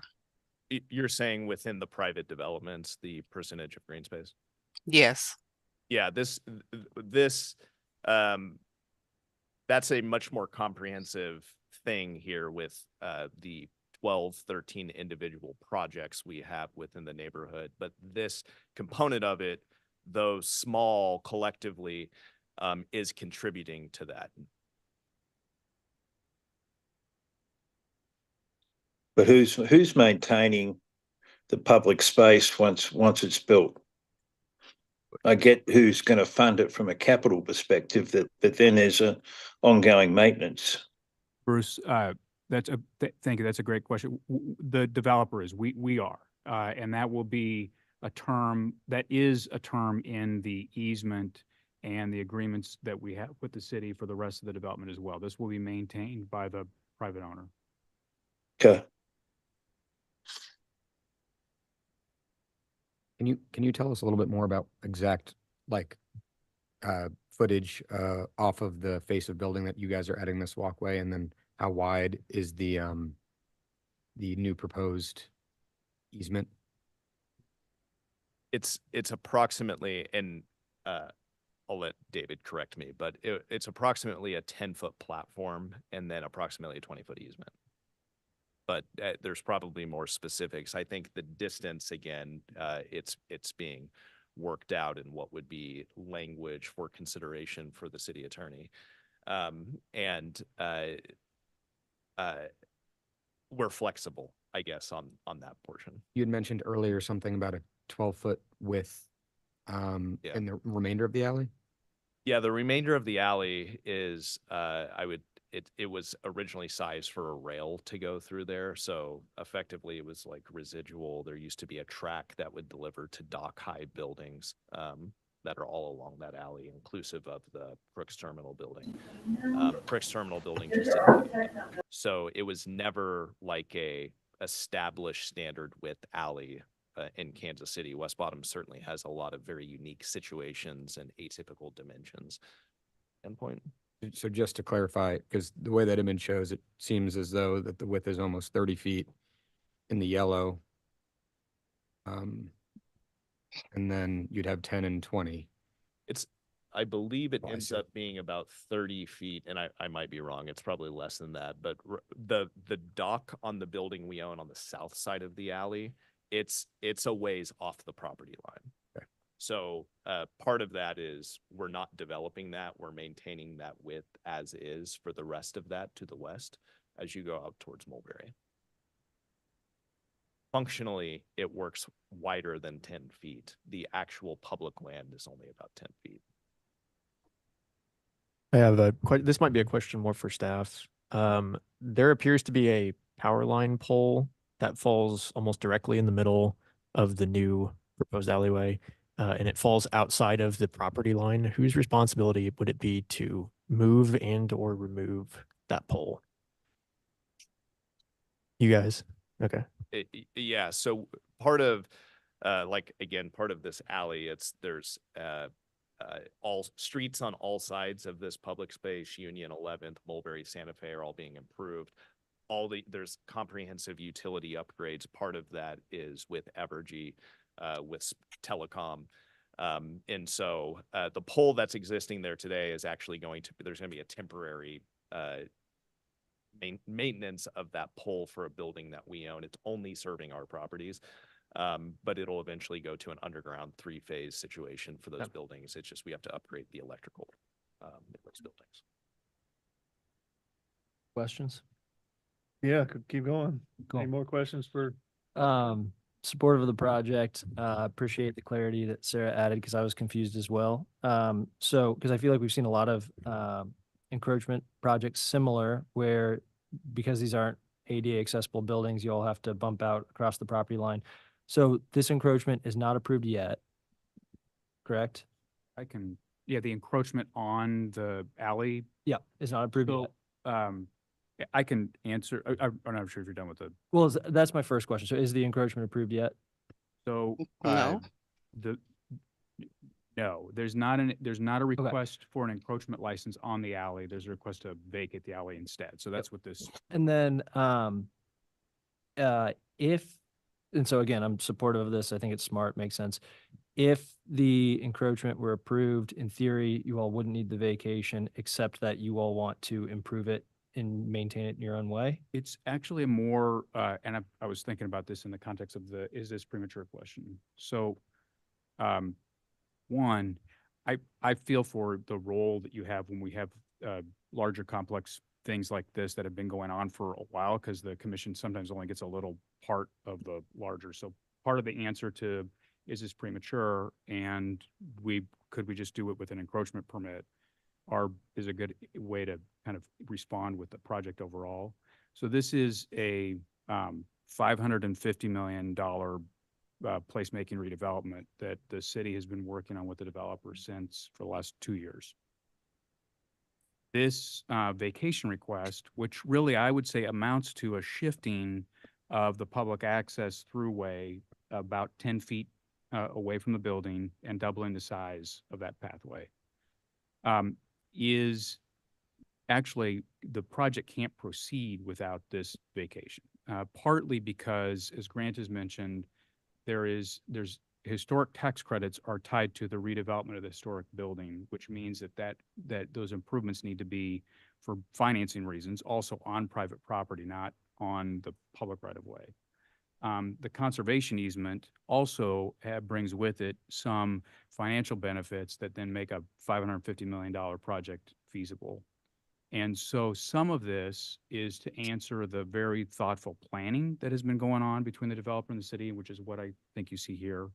And some of it as well is to allow for the financing to be put in place to actually start the project.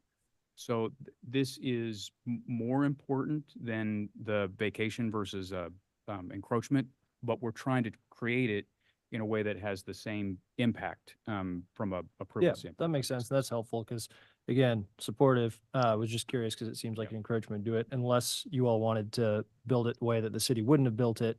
But it's very helpful to know it's also a financing impact, or that there's a financing impact. So what kind of time frame are we on for the financing impact? So I will speak to that again. There's an agreement with the city to tie our private redevelopment with the infrastructure investment that the city is making in the site. And the expectation is that the city will be in a position to actually start bids and work in the middle of this year. So a relatively couple months from now. So we're at the doorstep of the city infrastructure work starting. We have permits already in place. So this is one of those things that we need to get done to get these other steps completed, but we're ready to go otherwise. Okay, any other questions for the applicant? No, I have questions for staff or comments with staff. Can you hold them till after we get through public comments? I sure can. Okay, thank you. So at this time, let's open it up for any public comments. So if there's anybody out there that would like to speak regarding docket item number 7, please come forward or raise your hand using the Zoom feature and you will be called upon.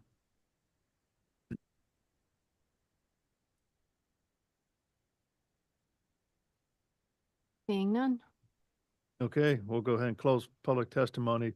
Before you start, Commissioner Beasley, I think, Sarah, did you have something you wanted to add or state? Oh, well, I thought I would maybe respond to the question about whether this is premature. And, my view would be, the condition number 3 provides the substance of what the document that's currently under review should accomplish before this goes to council. So I do think it's fine to move forward here today. I would probably add to that condition, as long as it's obviously the commission's decision, but in terms of, my view, I'd probably add to that condition that this document, the public access easement and maintenance agreement, be approved by the law department before it goes to council. Is that? Okay. Absolutely. That's the way we've been approaching it. So we're totally fine with that. Okay. That it be approved before ordinance? Or the ordinance is introduced and it hasn't been introduced. Would that just be a condition number 4 then? Sure, that, Okay. yeah, that works. Okay. Okay, Commissioner Beasley. So Sarah kind of addressed one of my questions. And my comment is, we had said as a commission that we wanted all requirements to be in place before we actually pass something out. And that was where I was going with this. It doesn't seem like we've gotten that agreement between the legal department and the applicant to move this forward. My other question was going to be for staff as to why they did not have a recommendation. So for the first question, that public access easement, it'll just halt the project until the law department approves it. So it won't move forward. So I think that answers the first question. I might be wrong though. For the second question about the no recommendation, staff believes that it is not meeting those 2 requirements for the vacation of an alley that would result in a dead-end street or alley, and number D, that it would not disrupt the constructed street network or reduce existing physical connectivity.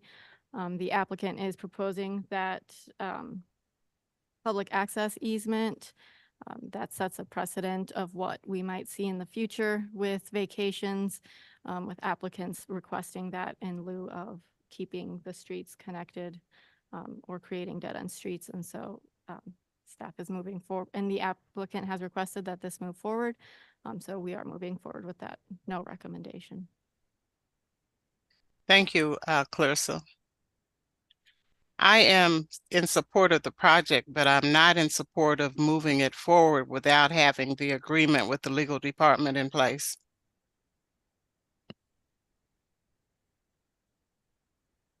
Could that shifted property line alley essentially be public space and not be part of your private development? I can, just to pick up on some of this really does relate to the financing that we're that we've just discussed, those conservation easements, historic tax credits, there's not the city, not the developer, there's some federal government benefits to economic benefits that make this possible. So there's reasons for that. I would ask for the timing question for the Plan Commission to consider how you move forward with other conditions, because that's really what this is structured as a condition that the applicant is accepting, and we will not be in front of council until that condition has been satisfied. It's very possible for this easement to take some period of weeks to get finalized, although we've been working on that now. And then the Plan Commission's schedule and events you can't control to create a delay of extended period of time that will all of a sudden start to impede the rest of the issues that I've discussed. So we would ask that the commission look at this as it does with other conditions that we're accepting and we're going to have to satisfy before the council sees this. I just to add on to that, because I think the question's completely valid. Again, besides this intentionally being a public access easement in both the park and cross access easement through the alley, it's contiguous with a historic property that comes with implications from a historic tax credit standpoint. Again, this is one parcel that's both building and vacant lot that's next to it that the easement is encroaching into. So changing the property boundaries becomes far more complicated if it were to convert to public right-of-way. Additionally, the conservation easement that's being put on it has financial constraints that both together make it exceptionally challenging to deal with that situation. So Sarah, I have a question for you. I believe they mentioned Abby as the person in your department that has been working on this. Do you have any idea how far along she is? I mean, I have received a copy of what she's reviewing. I haven't had an opportunity to discuss this with her, but, you know, I would say the reason I brought this up is just for transparency. I want you to be aware that we haven't approved it, but, you know, unless there's something beyond what's already stated in the condition that the commission believes should be added to this agreement, the condition gives the attorneys clear direction on, you know, the substance of the agreement, and it really all that's left to do is the wordsmithing. So I actually agree with the applicant here. I don't see really what the advantage would be to bring it back to the commission, given that we've been told what the commission wants to see in that agreement before it goes to council. And we would have the assurances that would take place before it goes to council? Because we've had other things that have circumvented that system. Yeah, I mean, I can't, yes, you're right. I mean, a council person, again, for the purposes of transparency, always has authority under the charter to introduce whatever ordinance that they see fit. I think what you're hearing from, well, I'll let the applicant give you what their assurances are here today. Yeah, we're not going to do that. I've told that to anyone, and we expect to be coming back to you with similar requests on this large, long-term project. And we certainly want to be able to confirm to you that we've done what we said we were going to do the first time. So you have every assurance of that. I mean, from my perspective, I'm fine to make sure that there's an agreement between the law department and the developer and keep on moving it forward, because I'm also conscious that there's so much finance with the conservation district and other things that is critical for this project and probably has some timing implications as well. So I'm fine from my perspective to keep on moving it. But what I do want to make sure is that we get some feedback that has been the case when it goes to council. Because to Forrestine's point, we have been circumvented a little bit in the past.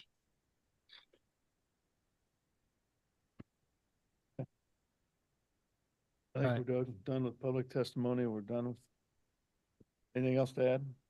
Yes, sir. Okay. Okay, well, with that, I'll go ahead and make a motion. Appreciate the creativity of the applicant. It's a unique solution for a relatively small, problem to solve. So I'm gonna, Chair Crowley, move to approve docket item number 7 with conditions, adding a condition number 4 stating that a public access agreement and maintenance agreement be approved with the law department prior to introducing the ordinance. Second. Just for a discussion, I mean, is that what we wanted? Is that a number 4? Or did we want to say 3 to be done before? I suggested that as number 4 simply because that's the title of the document that we're working on right now. Yep. Okay. All right. So with that, I've got a motion and a second for approval of docket item number, what are we on, 7? With the addition of condition 4 as stated. Meredith, can you take roll call on that, motion, please? Commissioner Allender, Aye. Commissioner Arkin, Aye. Commissioner Beasley, I'm gonna say aye. Chairman Crow, Aye. Commissioner Enders. Aye. Commissioner Hasek, Aye. Commissioner Lynch, Aye. Commissioner Padilla. Aye. Okay, it looks like the motion passes 8-0. So thank you. Appreciate you bringing it in and look forward to seeing you more in the future. Thank you very much. All right, with that, that takes us through our docketed items. So it looks like number 11 was before us. Yep. So number 11 is revising the City Plan Commission rules and regulations. I have physical copies I'll hand out, and I also sent an email to Commissioners Beasley and Allender with the red line of the document. So just one second. Is this something we're supposed to approve today or just it's for our information?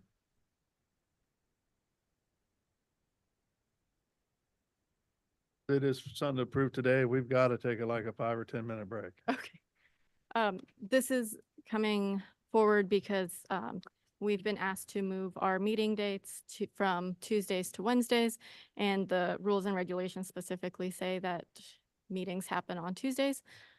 So Sarah, I believe we do have to decide today. No, so there's also a provision in your rules that state that the process to amend the rules requires first the amendment to be presented at a meeting and then action to be taken at a subsequent meeting. So this is just to Okay. kind of, discuss it if there's questions and everybody has it in writing, but we wouldn't vote until the next meeting.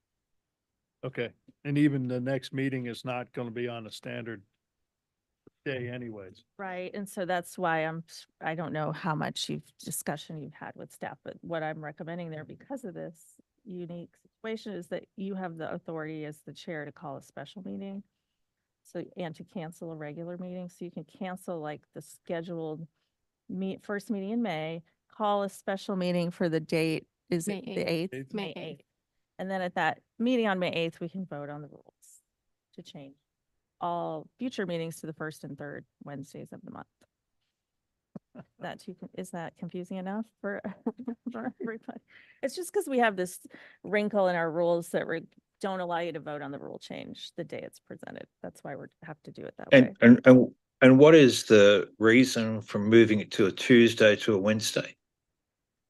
But we Because just wanted to mess with us. the council committees are moving to Tuesday, and they all meet on Wednesday now. They're moving to Tuesday. Okay. And it would be the same staff that has to staff those meetings, so it just wouldn't be possible.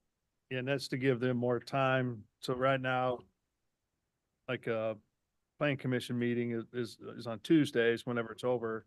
Then there's a committee meeting the following day, and sometimes there's been a application already in for the council. So it doesn't give much time for staff or other people to review that before it gets to the council. So they want to move their meetings to Tuesdays, and that gives them additional day before they go to full council from their committee meetings, but also gives us a little bit more time with our stuff before it gets to the council committee meeting. So is Wednesday our only option? Yes. Sounds like it. So- Yes. Just confirming. I'm assuming that that'll still take place here on the 10th floor. Yes. Yeah, so we would look to have the meetings on the first and third Wednesday of the month, same thing, 9 o'clock until done. Here on the 10th floor, starting actually June, because the May meetings are the second and the fourth Tuesdays. And that's only because of the timing for notifications for like today's meeting to move things, to continue things down the road. So it's a little confusing between now and the first of meeting in June. So I'm hearing the meeting in May and June is gonna be close. So the May meeting, we're looking at it being the 8th and then the 22nd. And then, And then starting June, they will actually be then the first, 4th and 18th of June. correct. The shift happens in June. No, June would No. be June 5 and 19. Oh, I'm Yeah. sorry. I was stuck on the Tuesday. You're right. Yeah. It would be the 5th and the 19th. So we would have a meeting in 2 weeks, which is kind of typical. Okay. Yeah, so May 8th is our next meeting right here. 10th floor, City Hall, 9 o'clock. Sharp. Wednesdays I'll are have good. to adjust my calendar. I don't have anything before. Okay, so I've got to make a call that we cancel the meeting on the 7th and hold it on the 8th. Is that what you're saying? Yes. Is that like I make a recommendation that we, or do I just make the statement and hit my gavel? I don't, yeah. You'd have to do both dates in May, wouldn't you?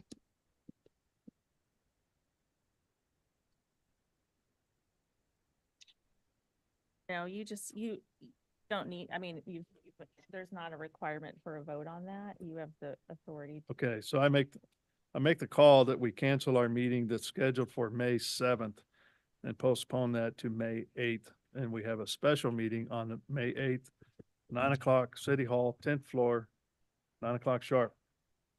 I don't know why I keep looking at Tyler, but I'm sorry. It's not gonna be good on intentional. Wednesdays, don't worry. But it'll be on Wednesday.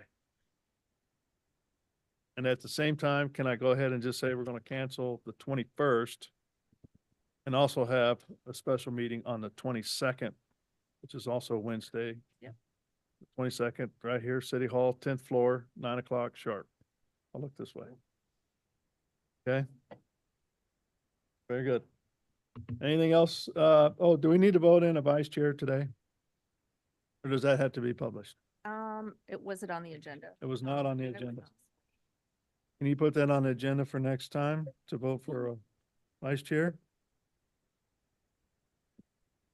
I can add it for next week. So anybody wants to be vice chair, get your petitions in now, your yard signs ready, and the highly coveted position.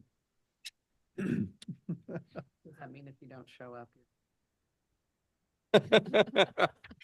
You That's better right. show up. You guys got to vote who's going to run the meeting. That's right. Yeah, so they would take over the meeting when I'm not available to be at the meeting, or if I need to recuse from a actual docketed item.